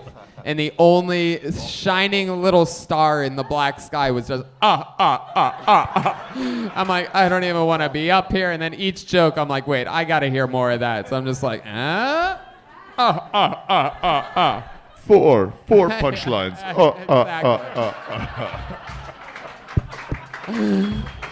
Baseball. What do you do with baseball? The fuck do you sell hot dogs? What do you do with baseball? In baseball, you have giant arms, giant shoulders, and this like tiny head on top of this whole fucking thing. It's like a cherry on top of a sundae. Yeah, it's crazy. You have that fucking. You say it's Sunday, pretty weird, man. You say it's Sunday, man. My goodness, Joel. So Could you say it again? Say it again. Say it again now. Sunday? Man, you put that weird accent on there. Sunday? You go Sunday? Oh, yeah. Oh, I say Sunday different than Sunday. I don't do like the day of the week. I say Sunday. Like a question. I put a little question mark at the end. Hey, would you like a chocolate sundae? All right, let's get back to this show. So anyway, but one of them has I go down this rabbit hole, and all of a sudden this hot chick has a gigantic bush. I mean, massive bush. Great, she was hot, but not the one to finish to. So I click on another one, but now I'm down the bush rabbit hole. I didn't realize that I went from like, amateur slut to amateur slut with bush. And then, so this next chick is super hairy. Oh, no. I mean, just hair from the waist down, like thigh hair. I can't believe it. Tony, you're really turning him on right now. So it's about to cream in his Squirt pants. this is a lot for me, honestly. So this, anyway, I come everywhere. And then I look up, and it turns out it was just a commercial for Gorilla Glue the whole time, and. Oh God. Worth it. Worth it. They sneak those commercials in the pornos now. Why? What could possibly be nuts about this little tattooed covered little fucking wild pog? Yeah. Look at you. God damn it. You are exactly what I look for in porn when I'm this is for some reason I just can't help myself around little tiny fucking thick chicks like you. It's just something so wrong about it. Like so like Right? It's like awkward. It's like almost midget porn, but without like the weird faces. I once had for years. I was with a girl that was half Chinese, and the blowjobs were good. Good blowjobs. Yeah, because it was that half American doing the job. Yeah. That's what she was an ABC, an American-born. It wasn't actually. She was American-born, and the other half was Colombian. That's where the good blowjob part came from. I'm pretty sure. There's a billion. We have more money than we've ever had in our entire fucking lives. Such a weird thing to go crazy for. Only in America. We have a booming economy right now. We're making money. Life is good. I'm going to be honest with you. Brian and I, from Ohio, we love spending our money. He's got a brand new Tesla. I've got a Corvette that I hate bragging about. Roulette's an interesting game. I tend to have a lot of fun and get lucky playing roulette. But What's your pattern? Do you do numbers or colors? A little bit, yeah. Mostly I stay red. 1, 3, 7, 9, 13. Hey, that was great, Matt. Yeah, it really happened. That's a true story, huh? It wasn't a gun show, though. I like that. Yeah, man. How What are kind you? of business did you do with it? You said it's not worth getting into, Tom. You know that. No trick questions on a Monday night. He asked me if I knew you. I said I drink beer with his brother and we shoot rats in the alley in Venice. And You've shot rats in the alley with my brother? Yeah, man. My goodness. And he hit a kid over the head with a skateboard once because he jumped over a fence incorrectly. Enough about my brother. How old was the kid, if you had to guess? That he hit? Yeah. When you say kid, you don't mean like true kid. No, I wasn't you call a child. Yeah, he was of the age of majority. Right, exactly. He knew was better. Of the age to get hit in the head with a skateboard. Just like to make sure my brother's not. No. Just like to make sure. Yeah. I'm glad that you answered it that way, whether that's the true answer or not. Good job, man. It is. My brother is famous in Venice Beach, just as being a free spirit. Yeah, like everybody knows him. Like people get starstruck when they find out I'm his brother. No, he's not. He's not really that. He's not really on the Italian side of the family, but he does fucking hate rats. You know what I'm saying? That's a fucking massive shithole. I know about Modesto. I had to once do a gig in Modesto, one of my least favorite gigs ever. It was, I was opening for Sam Tripoli, one of my first ever road gigs. I don't think I've ever told this story, but I probably have. But anyway, I was opening for Sam Tripoli, and I was so nervous. I was so excited. It was such a big deal to me to get to open for Sam Tripoli. I knew that if this went well, I would get to open for Sam Tripoli again and get better and have more opportunities. So he's like, yo, dude, bro, we're going to Modesto, dude. Get ready. Tuesday, I'm going to pick you up. Whatever. So it's like a 4 or 5 hour drive to Modesto, and I'm nervous the entire time. And I don't want to be annoying. I'm always like, I'm much more quiet than you think I'd be on the road. So I'm just sort of quiet. I'm like, and at one point I try to think like, oh, this is a good time to make conversation. And I go, so is this gig that we're going to in Modesto, is there anything special to it? And he goes, yeah, bro, it's a convention for 7-Eleven owners from all around the world. And I'm like, ha ha, and I just laugh it off because I think he's kidding. So the remaining 3 hours of this trip, I don't write anything about 7-Eleven owners. I don't think about it at all. Turns out it was truly 7-Eleven owners from around the world, and I bombed harder than you can ever imagine. It was a 5-minute long set. They said that I had to be clean, and during the entire 5 minutes, you could only hear one thing, and that was from the back of the room, and it sounded like, and it was Sam Tripoli recording me on a flip phone. Do you remember your material, like what you did in those 5 minutes? I remember literally just dying. I mean, it was just horrible. I had no clean joke. I still don't have 5 minutes of clean material. It's ridiculous, but no, I just died. I did a couple really bad jokes. Plus, it was round tables. I'll never forget. The microphone was connected to the podium, so you're just like standing at a podium like it's a Comedy Central roast or something. And there was a dance floor in between the stage and the entire venue. And then everybody behind that was at round tables, and they just served dinner. And nobody gave a fuck about comedy. Taquitos. It's literally the worst gig you can, like, if you created it in The Sims, like, worst comedy gig ever, this is what it would be like. 7-Eleven owners, round tables, 80 feet away, just got served dinner, 7-Eleven owners. I had a teacher once named Kathy, and she was very mean, very obese, very angry lady. I won't say her last name, even though I really want to. I'm not gonna do that. Fucking awesome. Yeah, you look like my old science teacher, Mrs. Buzzga. I've had to take a shit since this episode started. You stay in the pocket, you stay professional, and you stay focused. All right. I had a fucking blue cheese double cheeseburger literally 5 minutes before walking onto this show. I had a fucking durian milkshake earlier with an extra large bowl of pho. Extra noodles, extra spicy, extra hoisin. You're telling me you have to shit? Look at all the space for that shit to sit around. Right. You know what I'm dealing with here? This little fucking, I got one goddamn Dixie cup strength fucking bladder. All right. Was anybody else depressed by that last girl? No. I mean, Fucking semi. sad. No. Honestly, people's sad stories of their lives gives me very refreshing energy. That's so funny. I once dated a girl that met up with a group, and they'd all play Quidditch together. This was a long time ago. I just don't understand why you would like cream pie. Oh, I'll tell you videos. exactly I mean, why with no hesitation all right. whatsoever.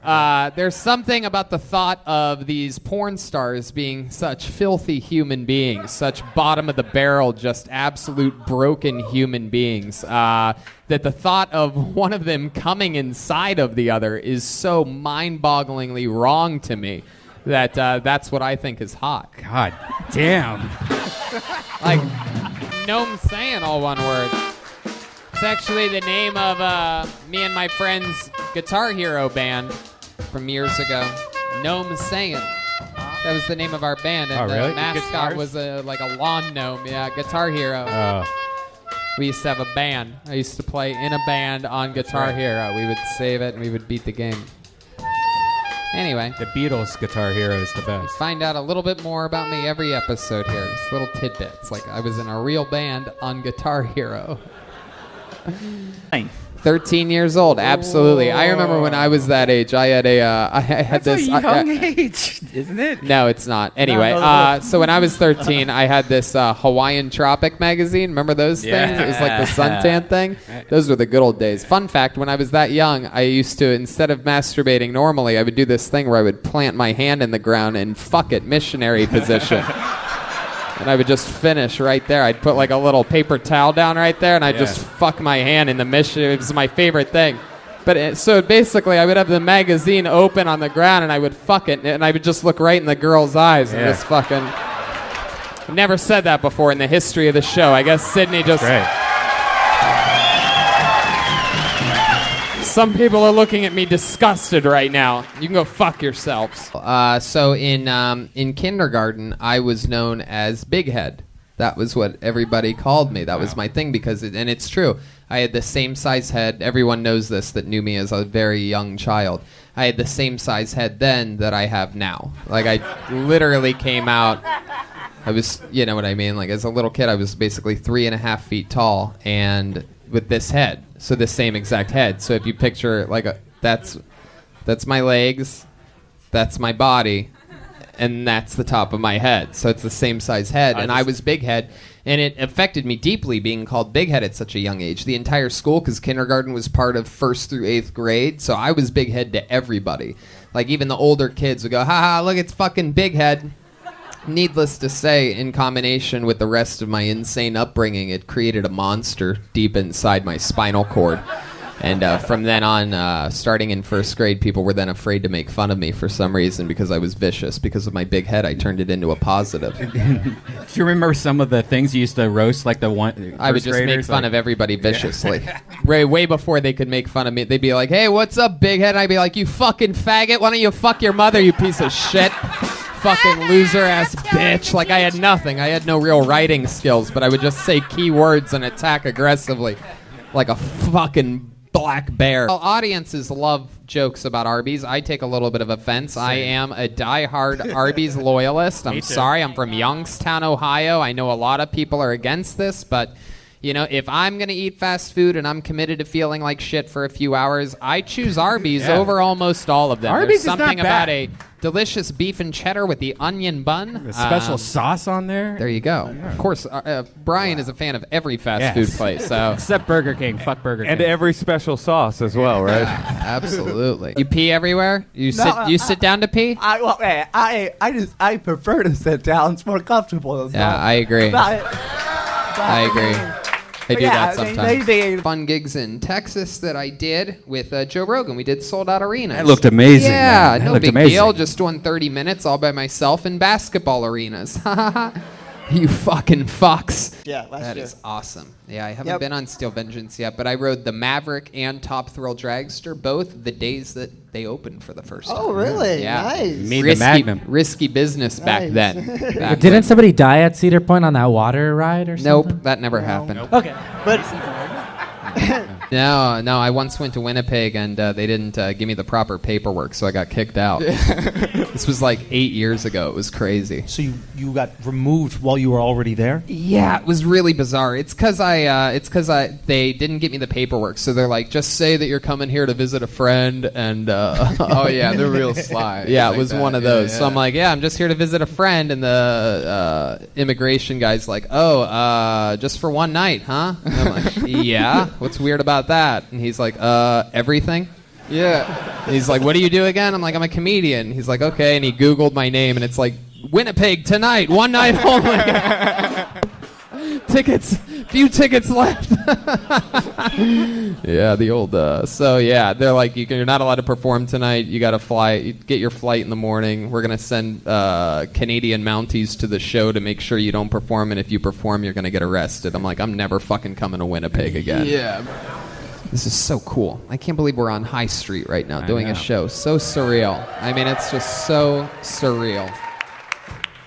Did you ever see a concert here? I've seen everything. All my first concerts were here in Columbus, Ohio. I mean, Hootie and the Blowfish, no doubt. I mean, this is everything. I used to live on Polaris Parkway, and I would go to the Polaris Amphitheater before they changed it to what, the Gemini or something like that? Something like that. It doesn't exist anymore? They tore it down. Yeah. Aw, that's so sad. I used to work at the Ruth's Chris Steakhouse at 270 and Crossroads. Okay, nobody cares.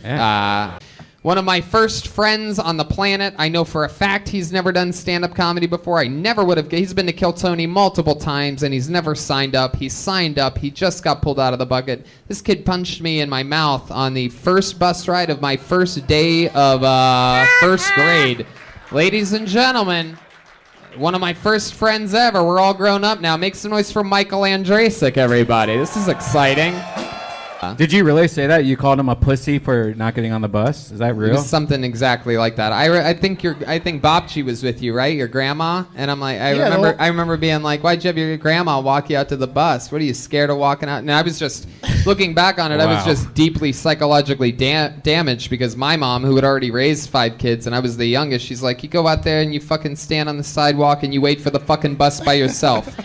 Get out there, you got this. And like I was on the sidewalk, and I remember the bus. I remember it. I remember the bus pulling up and seeing this little kid with his grandma, being like, "Oh, look at this fucking little pussy with his grandma out here." I was already toughened up. You guys just spent the weekend with my mom. I mean, you know, she's to say the least, she's brutally honest and says what she thinks, and right? Oh yeah. I remember the rinsing out my mouth in the water fountain and seeing all this blood coming Your out. tooth came out. I remember. Why did you do that? That was Why? a baby tooth, The though. second What did time? you say to him? I don't know. I just fought all the time. I don't know. There was a lot of fights where we went to school. It's just Yeah. a fight place, and it was just much more common. Private school. It's a good question. What was in the lunch? It was probably some. We didn't have a lot of money back then. I'm guessing. I don't know. Option Lunchables buy- were like gourmet. Yeah, fuck. I don't We were know. more of the hot ticket. I'm surprised you had a lunchbox. I always had the poor people's ticket. Miss Buzzka. Oh God! All right, we're going back too far. This is he literally signed up for this show to communicate with me in person. He is We're hanging out later. We're catching up right now. We're hanging out No, later. Don't of worry. course we are. I once had to take one of those for a speeding ticket. It was like the dumbest thing ever. They're like, you have to take this course, and if you, for some reason you get anything wrong, you just do it again, answer the other answer, and it's like, you passed, congratulations. Yeah, literally. There's you guys something are about a porn disgusting. star coming inside of another porn star that just I can't figure out why I love it so much. Buy you and went like that. What would you do? I would do it. What the fuck? Yeah. Goddamn motherfucking right you would. Yeah, surprisingly enough, as adults only like kids don't do that anymore to me. It's I just know. adults. I know. And adults love it. They laugh and they give you the thumbs Yeah, up afterwards, yeah. right? Yeah. That's some fucking real Midwest yeah. shit right there. I'm from Ohio. He's from Kansas. Nice. We've traveled the entire country together, and we love making trucks honk. Spent the good part of a summer sleeping in my car when I very first got out here and not when I got out here, but when I started stand-up comedy. I was working here all day and working shifts at a coffee shop, and I just had it all figured out. I slept in the car, would shower back here actually in this main room, green room, when the cleaning crew would get here at 5 a.m. I'd be in there when the sun came up, and it was one of the most organized times in my life. I mean, you get up and you fold your fucking blanket, you put it in the trunk with all your folded clean clothes. I mean, there was never like you can't get behind there, Yeah. or else or else you have nothing. Once you lose control of it all. You know what I mean? I'm a Ghostbusters, Teenage Mutant Ninja real Turtles. Ghostbusters? What? Like what cartoons did you grow up? Real Ghostbusters? Real Real Teenage Ghostbusters. Mutant Ninja Turtles. I had Nickelodeon business was booming when I was a kid. All the green news on everything. Double Dare. Fucking. I was a big pro wrestling fan even as a child. I had a Me real. too. Me too. Yeah. Yeah. It's a Me Too movement going on up here right now. I remember the Ghostbusters cartoon. That was a really good one. I used Yeah, to it watch was that one as a great. kid, too. Yeah, it was Absolutely. fun, You man. know, they based Egon after you. That's an inside reference. That's why I don't make cartoon jokes up here. A lot of people don't know this, but I made a lot of my first money in show business writing jokes for very famous comedians. And it was an unbelievable opportunity. I think it's a lot harder than people think. You know, you have to be very, very good at it, but once you get your legs underneath you, have a little bit of money, you can write something really good that is really good. Not really late at night, but I once saw something middle of the day here while working a phone shift. It's very weird. And before I saw this thing, I always thought that the ghost stories were sort of wonky. I'm like, well, I'll never see one. Even if I did see something, I'll never admit to it because you sound like a crazy person. And then you see something and it sort of changes everything about how you think about those things. So. Yeah. I always say there's no such thing as writer's block, even though I suffered from it tremendously at the end of last year, going through, some crazy stuff in life. Can is a bad. If you look at Tony's fingernails, by the way, they look like the window is half down. By the way, you chew half your fingers. Thank you. Very good. When Tony was a baby, that's for those of you that are looking under a microscope. Yeah. Yes. Yo, he's a foster kid. He'll snap on you any minute now, bro. I don't care. I'm undefeated all time against foster children in fights. I will not lose here. Not on my show. Maybe between you and Bernard, the hotel employee in Milwaukee, might have been that piece of shit. That fucking piece of shit. Bernard in Milwaukee from the hotel. If you're watching this, suck it, dude. Go fuck yourself. That was the worst night ever. Worst show. Worst everything. No, right? The show was fine. fine. No, the show was great. Sucked. That was Milwaukee, but the show was great. Yeah. But leading up to the show sucked. We sold all the tickets that day, and the guy at the hotel was an asshole. What was the thing? He told me to park the car. I went and parked the car in the rain, and I go, oh, yeah, that's right. I said, just to let you know, we parked in like a little side spot there because it's pouring down rain. Your entire parking lot's filled, and we're staying here for 2 nights. Yeah, we didn't want you to tow us. We're just letting you know. And he goes, okay, well, just write that down for me. And I go, why don't you write it down? And he goes, what do you think I am, your assistant? I go, no, I think you're the guy that works at the fucking hotel front desk. And we just kept going back. I think Tony pointed at his head and goes, you're a loser. Oh, jeez. All right. All right, you can edit all this. No, we don't. Oh, we're streaming live? Oh, shit. We don't edit. You guys want to play another song? Let's take another question from a fan here. You still work at the grocery store? Is that true? Yeah. I used to work at a grocery store, too. That was my first job. The day that I turned 16. Is that Me the too. age when you started working in Ohio? I was 15. 15. Yep. Maybe it was 15 back then for you. It was 40 years ago. Yeah. Oh my God. I'm pretty sure I had to be 16 to legally work. Maybe it was 15. But anyway, I was a bag boy, and I used to do that too. I got addicted to like a bunch of weird foods. There was one period of time where I got, because you would do like the returns and stuff, and you can sneak away with food. How many of you, by round of applause, have ever worked at a grocery store? That's a lot of people. I think it's a pretty normal thing. And they have the thing called the go-backs, right? So I would always try to do go-backs because I'd be so sick of bagging groceries. And I'd sneak away and I'd just start pounding food. And there was one point where I got addicted to eggnog when I was a kid, just regular eggnog. I would find it, just normal, non-alcoholic eggnog, and I would just chug as many as I could. I got in with the guy in the dairy department. He would just slide me eggnogs. What the fuck? He'd like put it in a head of lettuce, like, hey, what's in there? I don't know. And like, I was just jacked up on regular fucking frothy eggnog. It was my favorite. It was my favorite part of the Christmas season. You ever drink eggnog out of a lettuce? I wrote down a few things that I wanted to recommend to people. You know, why not? Tiger King is out. Just absorb the hell out of that in a day and a half. Highly recommend it. And if you haven't seen McMillions, Succession, and Ozark dropping their 3rd season. And then he slaps your sunglasses off. He got lucky. Let's just say. He's lucky the Don wasn't there, let's say. Oh, yeah, exactly. The Don and Jake came in. That's what they call my brother. And then my brother is known for physically assaulting people. Allegedly in Venice Beach regularly.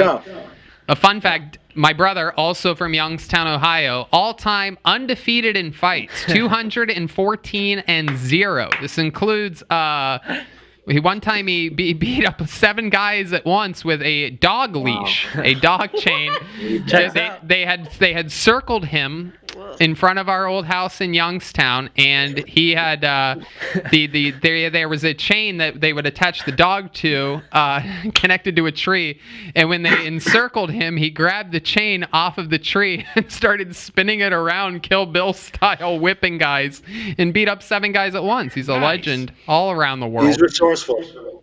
He is resourceful. I once lived in an RV. A little fun fact, fresh out of high school, my brother and I both lived in an RV in Burbank, California, very close to where Death Squad Studios is and where Red Band lives. And that was my initial contact with California. We lived in an RV that we actually paid a house owner money to park it in their driveway. It was fucking awesome. It was one of the most fun times of my life. I was 19 years old, and it was a dream. Eventually, we ended up breaking that RV. We drove it over the Santa Monica Mountains and blew out the engine. No shit. Yeah, back then, this goes to show how technologically advanced we were in 2004. But we had a paper map, and we saw that the shortest distance to this party that was at... basically Malibu Beach was this one route, but you couldn't see the elevation on this paper map. Shit. So we took a 29-foot RV over these hills. This is also the closest to death I've ever been. I don't know if I ever talked about this on the show. My brother, who is the least spiritual man that I know, swears that the brakes weren't working on this RV when we were coming down the other side, and that it was that like some external force saved us from going over the edge. Like, it didn't make any scientific sense. We ended up blowing out the engine. The next day we found out about the blown out engine. We didn't even know because it's sort of like sustained and then spilled its coolant everywhere when we got there. I'm trying to make this long story as short as possible. But the tow truck driver, it's a specialized tow truck that is used to tow 29-foot RVs, ended up saying that it doesn't make any scientific sense that this 79 fucking decked out RV made it over the Santa Monica Mountains. Like, he's like, if you guys would have gotten stuck up there, I can't even take this tow truck up there that's super powered, multiple wheels and all that. So RVs bring up, I have a fun history with RVs, and some of the best, I don't think people realize how fucking amazing great RVs are. I guess you can actually tell right now because you look like you're in one of the best kitchen setups that we've seen out of all of these quarantine episodes, and you're also the only person in an RV. Dope. Wow, yeah, look at that. It's pretty dope. We bought it. It's a 2003, but my wife wouldn't take it the way it was. Like, all these cabinets were like brown, but we had to repaint everything, put up a backsplash, and it's nice, man. I mean, like, you're the only person out of all these quarantine episodes that I am actually jealous of their setup. Yeah. I've always wanted to do that. I've always wanted to get one of those silver Airstreams or whatever they're called, and I mean, I've looked it up multiple times. Mm-hmm. That's the thing, is sort of just like, I have only lost in my entire life 3 roast battles. My record is rumored at 79-3. How's that for some Tyson Fury shit? And one of those 3 losses was from Jesus Trejo. Yeah, that's a big crazy. deal. I remember that night. Hell yeah, you do. And so does Tony. Nobody forgets when they beat me. And neither does Tony. Mm-mm. You like eucalyptus? I sure do. That's my stuff, man. I have that. I have this stuff called, what's it? Osage rub. Am I saying that right, Ryan? Osage. Yeah, that sounds better. But it's the stuff like the barber uses. They put it on like the towel that they, whatever. Yeah. I just bought it straight from my barber. Like, I'm gonna buy some of that. Yeah. So I do. I'll run a hot shower, squirt some of that in there. So this is what we call. This is what a lot of people would call white privilege.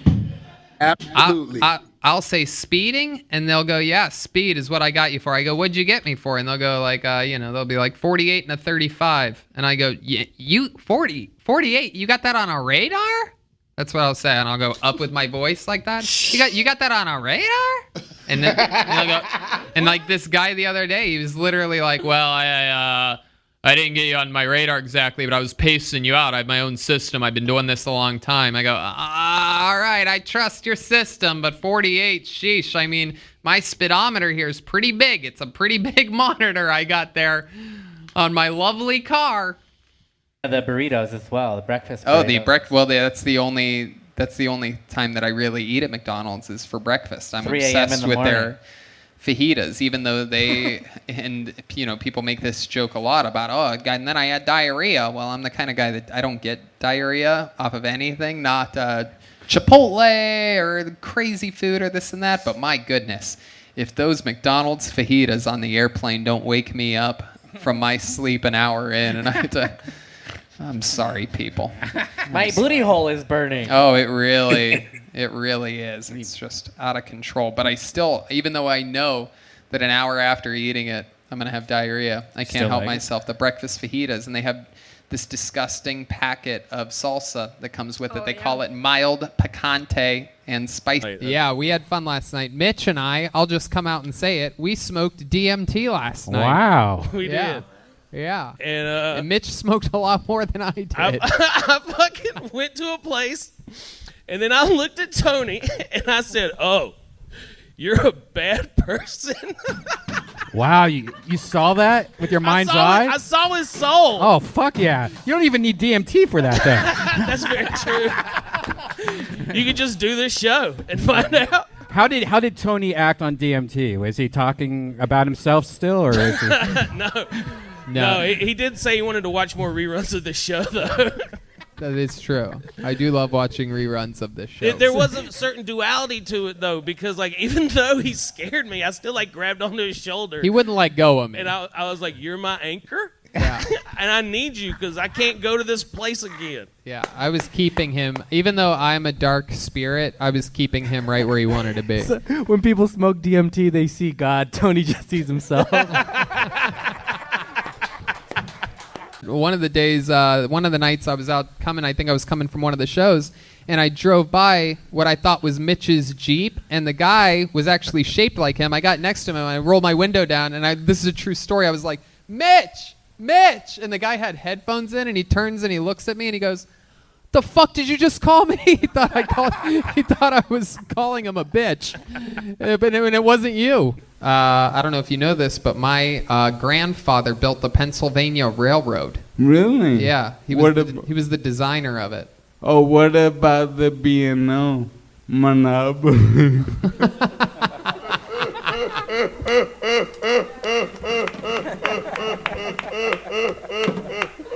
I used to have an electric scooter when I lived next to you. You may have seen me. I used to have a little chopper, an electric chopper, we called it. My brother and I had it. It was baller as fuck, man. It was a little. I doubt it. Literally was like a little Harley Davidson looking thing. This Really? is 14 years ago, yeah. When I first moved to LA, I once took my bicycle down on the train. This is many years ago, like 15 years ago, and they tried to give me a ticket for riding the bicycle in the lower area. You're not allowed to do that. And they're like, "You fucking stop." And then they had to chase me, and they ended up getting me. It was a whole big rigmarole. I'm like fucking 19, 20 years old at the time.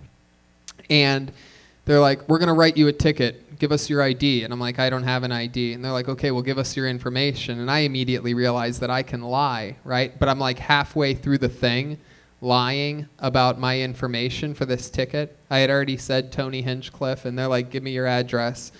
But I was halfway through lying. So I got all the way to, they're like, "What city do you live in?" I'm like, "Burbank." They're like, "What's your zip code?"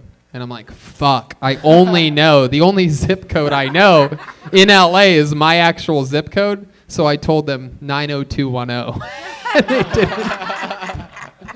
And they didn't even fucking blink at it. They were so serious? excited to give me a ticket, it worked. I know. That version, her version of Nothing Compares to You does something to me to where, like, I don't even have anybody that I picture. Like, after high school, it was that ex-girlfriend, you know what I mean? That first relationship that didn't go the way you wanted it to. I'd picture her then. But now I don't even have anybody to picture, and it still takes me to just the fucking... I could cry every time listening to that. Have you done acid? I know you've done mushrooms. No, I'm not an acid guy. Not yet. Do you want some? I Yeah. have 7 tabs of acid on me right now. Yeah. I'll take 6. I will talk to you after the show, my Totally, friend. do it. I was actually a no-limit soldier in my imagination. I had taken a stance. I had taken a true alliance with it. That's what I would listen to in my headphones while cutting weight for wrestling. Running around with trash bags on. Have you ever sat on your balls before? Yeah, absolutely. Luckily, You have long balls. You've talked about this yes, before. You have yes, I have. But luckily, thanks to the great people over at Sheath Underwear, my balls stay closely tucked into my body. But back when I was a kid, like in high school and shit, I used to wear boxers like William Montgomery, like like a guy that doesn't give a fuck or understand how gravity works, like a real fucking Stagats over there, like a real fucking gagoots. Like a real fucking disgrazia. Fafangula. Okay. Sometimes I yell at William in Italian. It's a thing that I do. I too, much like you talked about, I too love watching My 600-Pound Life. I mean, that is my thing. The 1,000-Pound Sisters. Have you seen this show? I don't know. Unfucking believable. Unbelievable. When the quarantine started, I got down on this. 1,000-Pound Sisters, just unbelievably grotesque human beings. I'll share this with you guys because I always like to sneak a little fun fact about me in on a podcast that I don't talk about myself that often on. And here's one, is that I was deathly afraid of Chucky myself as a kid. I loved the Chucky movies. Yep. Even though I was tiny and, a little kid. And Freddy was the main one that scared me, and I liked Chucky. But my mom got me one of those My Buddy dolls. And that changed the game because then one night I was certain that I was falling asleep and I was half asleep and half awake. And I thought that my Buddy doll, I was sort of laying on my side staring at it, and I thought I saw its head do a 360 like that, real slow. And then I became completely afraid of it. So I ended up breaking it because I was pro wrestling with it one day. I was doing moves on it on my bed, and its head rolled off on the ground. I still remember it like it was yesterday. I was 10 or maybe 9 or 10 or whatever. And its head rolled off, and where it landed on the ground, it landed, and it was staring straight at me like that. That's awesome. It was mad at me. You made it angry. Now, what's really interesting about this is my mom has an incredible sense of humor. And I was excited that this My Buddy doll was dead, right? And I remember putting it in the trash and making sure that trash went out and making sure that trash got picked up. I was freaked out by this fucking thing. And then next Christmas rolls along, and what did my mom get me? I unbox another My Buddy doll. So I don't want to get too much into detail, but I'll just say this. I can't go that long without finishing. You'll have wet dreams. Yes. Holy shit. I literally can't go. So weird. I would say max for me is probably a few days. Wow. Damn. I have a 4? very serious. I have a lot going on down there. Wow. Yeah. I once jerked off driving home from high school while driving. That's impossible. I've tried to do that so many times. It just doesn't work. Yeah, I did. It was fucking disgusting. Wait, was one of the guiltiest, grossest things I've ever done in my entire life.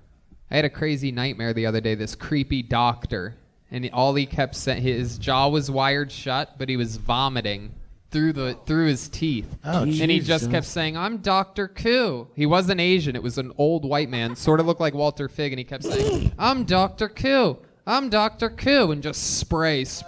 And the crazy thing was he followed me in other dreams that night. Like I was dreaming about something else, and he came out and I'm Dr. Koo.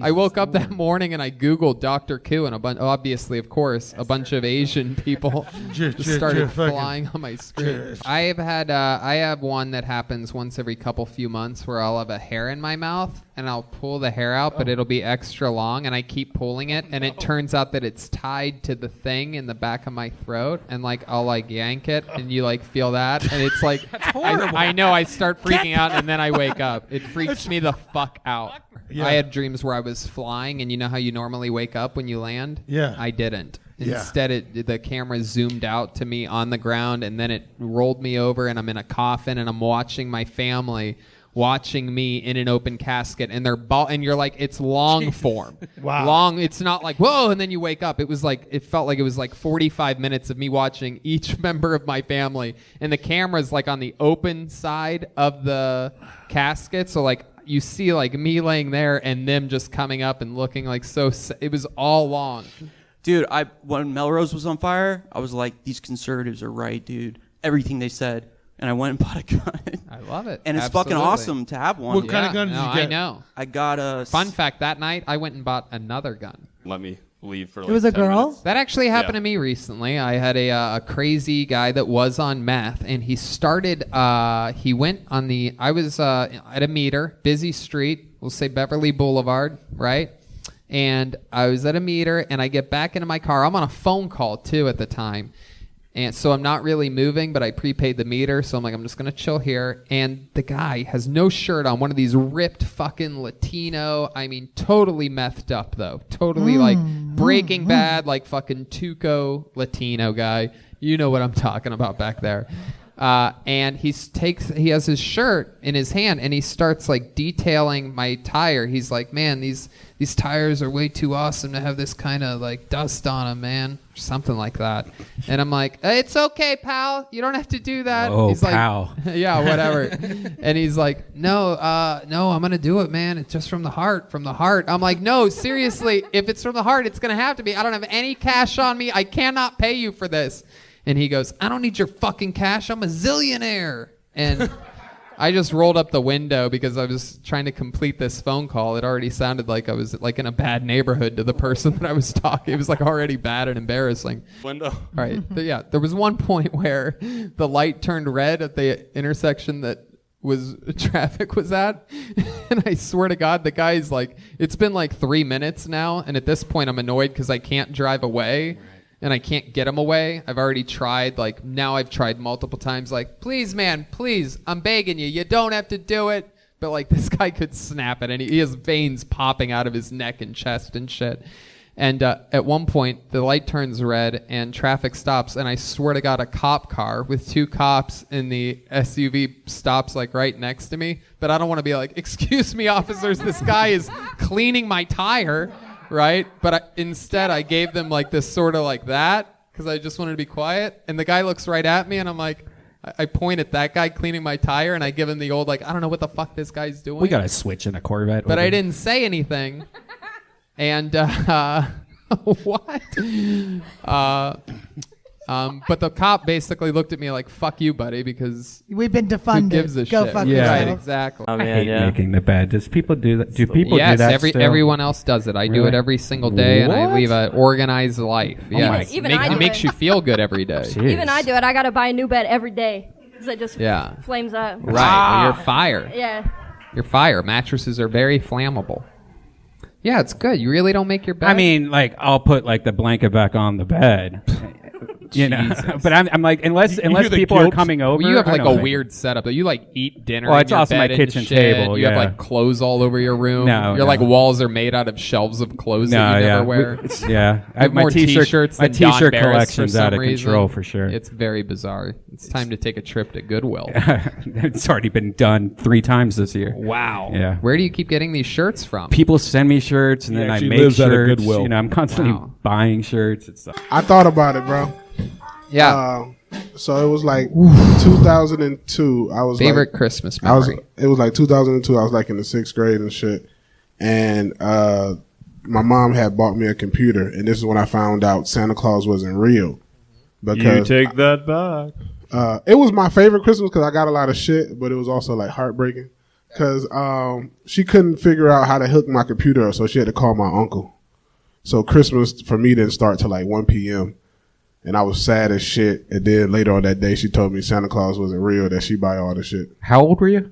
I was in 6th grade, so 11? Damn. I have a story just like that. I asked for a computer. I think I've told this on here before, but I asked for a computer. All my friends had more money than me. They all had computers at their house, and you'd go and you visit, and you could barely do anything on computers at the time, but everybody else had one. I was the last kid to get one, and I asked for a real computer. And sure enough, this giant presence underneath the tree that morning, and I'm like, no fucking way. I think we did it. And I open it up, and it was a monitor and a keyboard, and I noticed that there was a printer attached to the keyboard part, the back of the keyboard was a printer. And it was a word processor. Oh, yeah. And you couldn't do a fucking thing on it. You couldn't upload, download. There was no games on it. It was literally just type. To And type you a could paper. see what you were typing on the screen.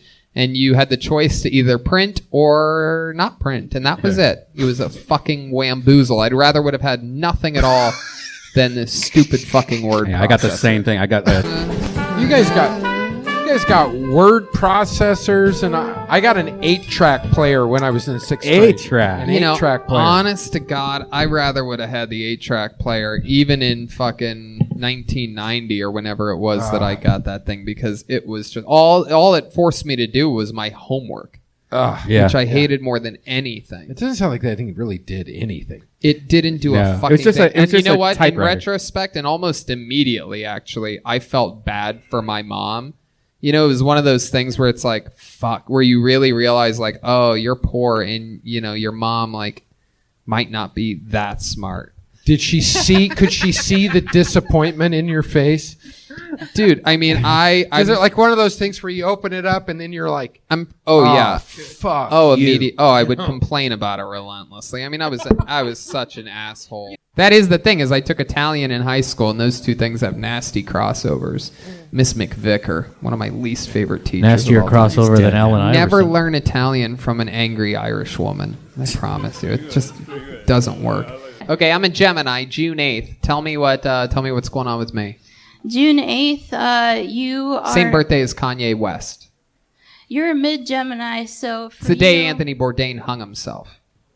Well, you're a very karmic person. You're just not a Gemini. You're a little bit of something else. You're a deeper Gemini than other Geminis. You have... I agree. But also the North Node of Fate is going to take you into 2021. And I think the last time we did talk about like how, your job is to help a community, but your job is to also change the voice of a community as well. That's right. So with that, it's like the Kill Tony platform that you're bringing other people towards. You're going to have two different things because you're a Gemini. So that's true. That's one of the things. Anybody The that guy- ever actually played it. The guy kind of looked like Heard of Tony a little bit if you think about it. Oh my god! And then Let me I had see a this tag that fucking somebody gave me that was just like, Goddamn, I'm not going to let a piece of fucking saran wrap make fun of me.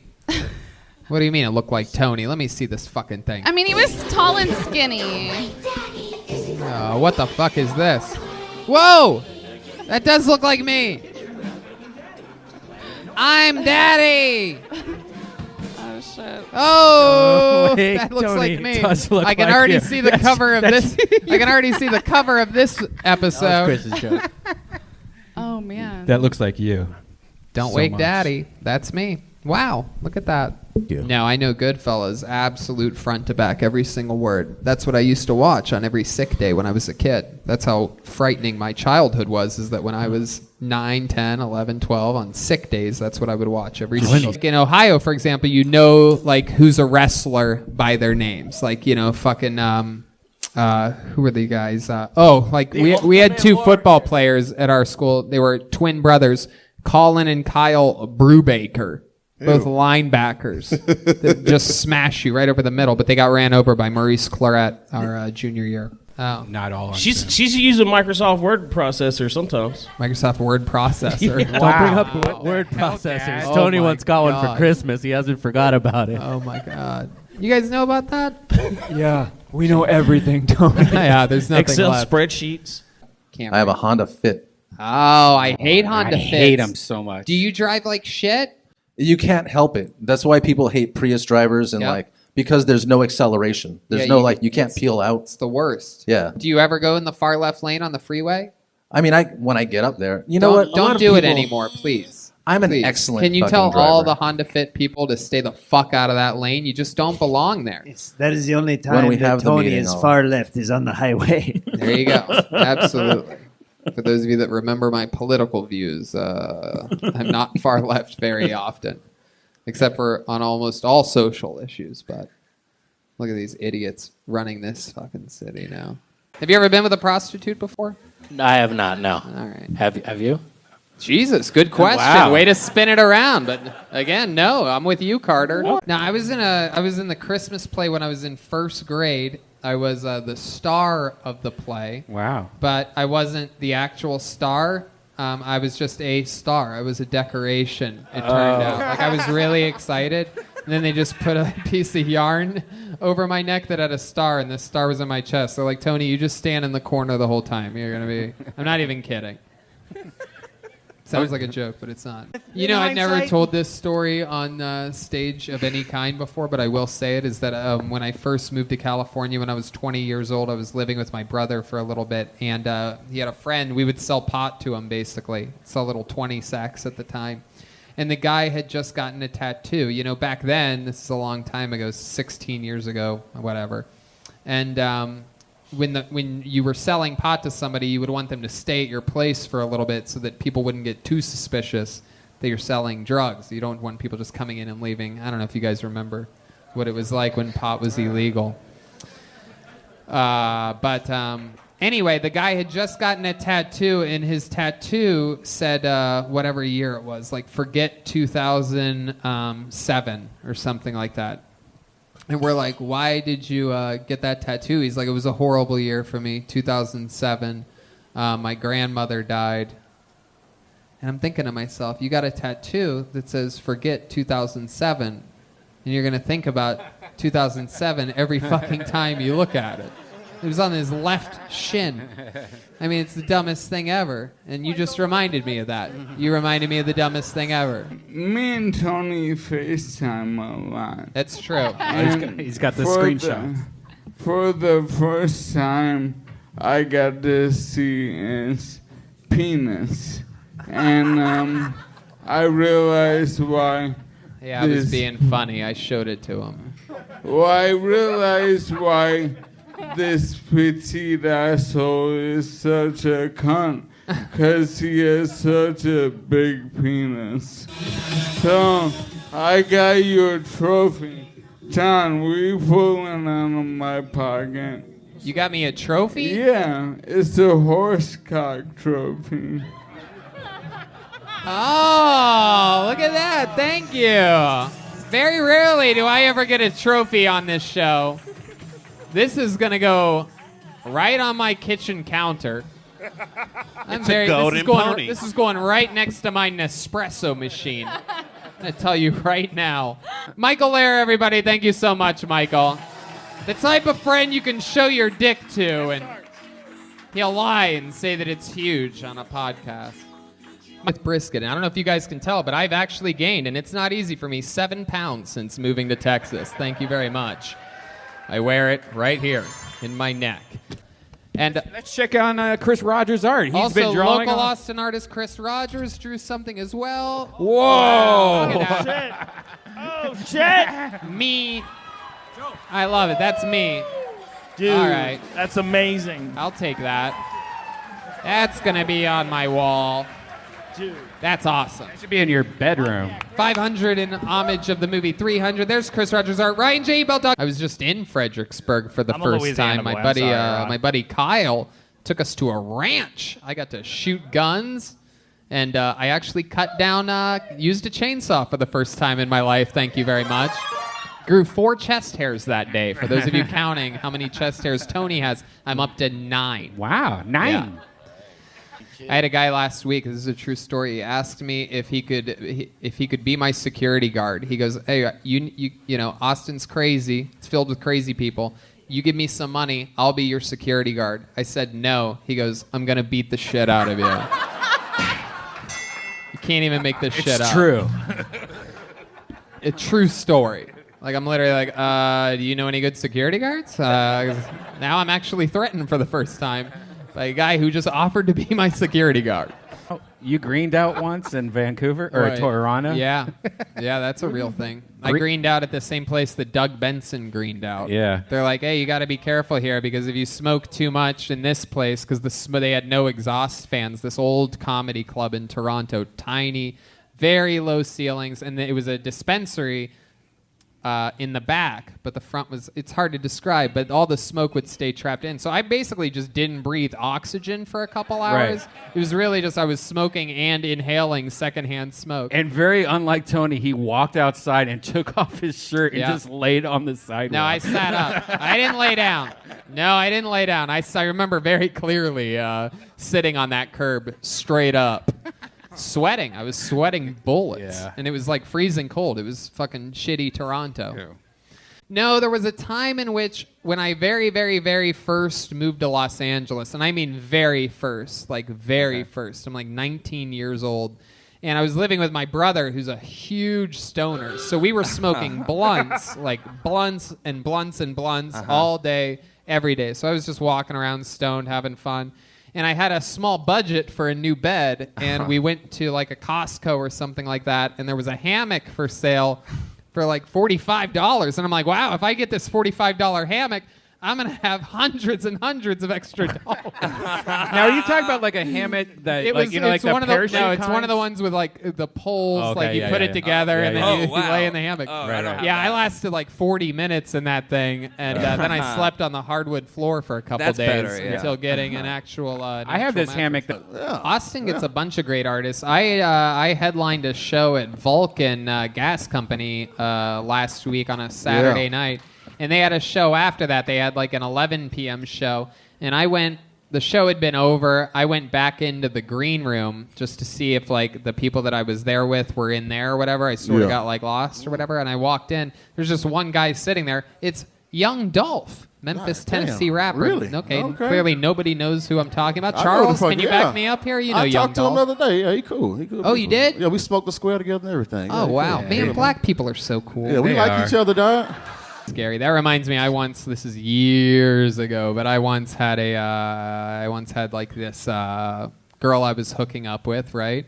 And one time, and I don't know why I did this, and I never did it since, but one time I was having sex with her, and at one point during it all, I go, but I didn't like mean it, so it's gonna sound bad when I first say it, but I was like, oh God, I fucking love you, like that. But it wasn't like an I love you. Right. It was like I love this. Right. You know what I mean? And I thought because I didn't hear I love you because I heard what I was thinking, right? Which is like, oh, this is fucking hot, right? Type of. But what the words that came out of my mouth were, I fucking love you. Gross. Right, horrible. And sure enough, when that ended, whatever, a few weeks or whatever happened, you know what I mean? After that, I got she went wild, lots of text messages, and at one point she goes, "You told me you fucking love me." So I had to answer to that. Amy Schumer, everyone. Yeah, that's who it was. That's who it was. I'm actually from an all-black neighborhood. I know that you guys might not believe that, but it's Not at true. all. And one of the movies that I was raised on that me and my young African-American friends would watch is a little movie called Tales from the Hood. Yeah. And there is one of the anthologies that features a lot of scary black puppets. Black puppets shockingly scarier than white puppets. Agreed. White puppets are fucking child's play compared to black puppets. Now, is your that didn't get a laugh, but it was smart. Child's play, white doll. Thank you. Do that till tomorrow, and I got lost on Congress Street. Ended up stumbling into whatever this fucking costume shop is you guys have here. What the fuck is that place, man? I was like inside of a never-ending story. I had no intentions of dressing like this tonight. Next thing you know, fucking $150 later, I got the new suit I'm wearing to weddings and shit. Austin has the coolest fucking shit. It is so weird. In LA, you could drive any direction for an hour and not find one place as cool as that rinky-dink little costume store. I was almost a fucking rodeo clown tonight. I was almost a matador. I was almost a circus ringleader. These all could be future episodes, by the way. I might just show up there every Monday and fucking go crazy. Zoo for the first time ever. What? There's a zoo here?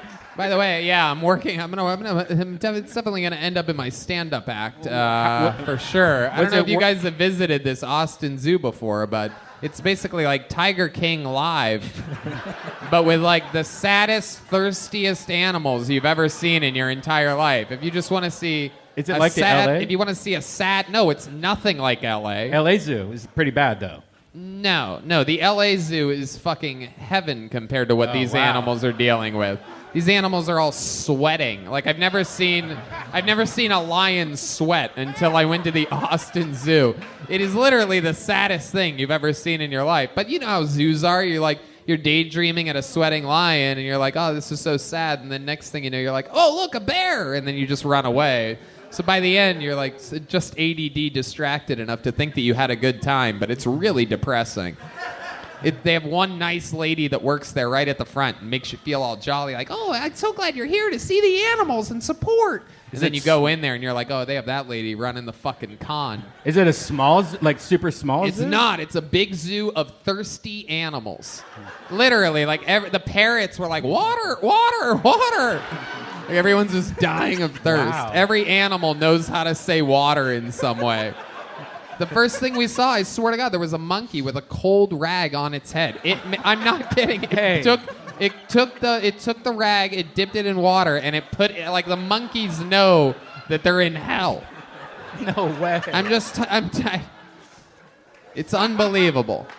It's I love unbelievable. You got to go check out this zoo. It's like fucking $5. It's nothing. They're not doing anything with the money. They're not even giving the animals water. It's unbelievable. If you're into thirsty animals, come to the Austin Zoo. All right.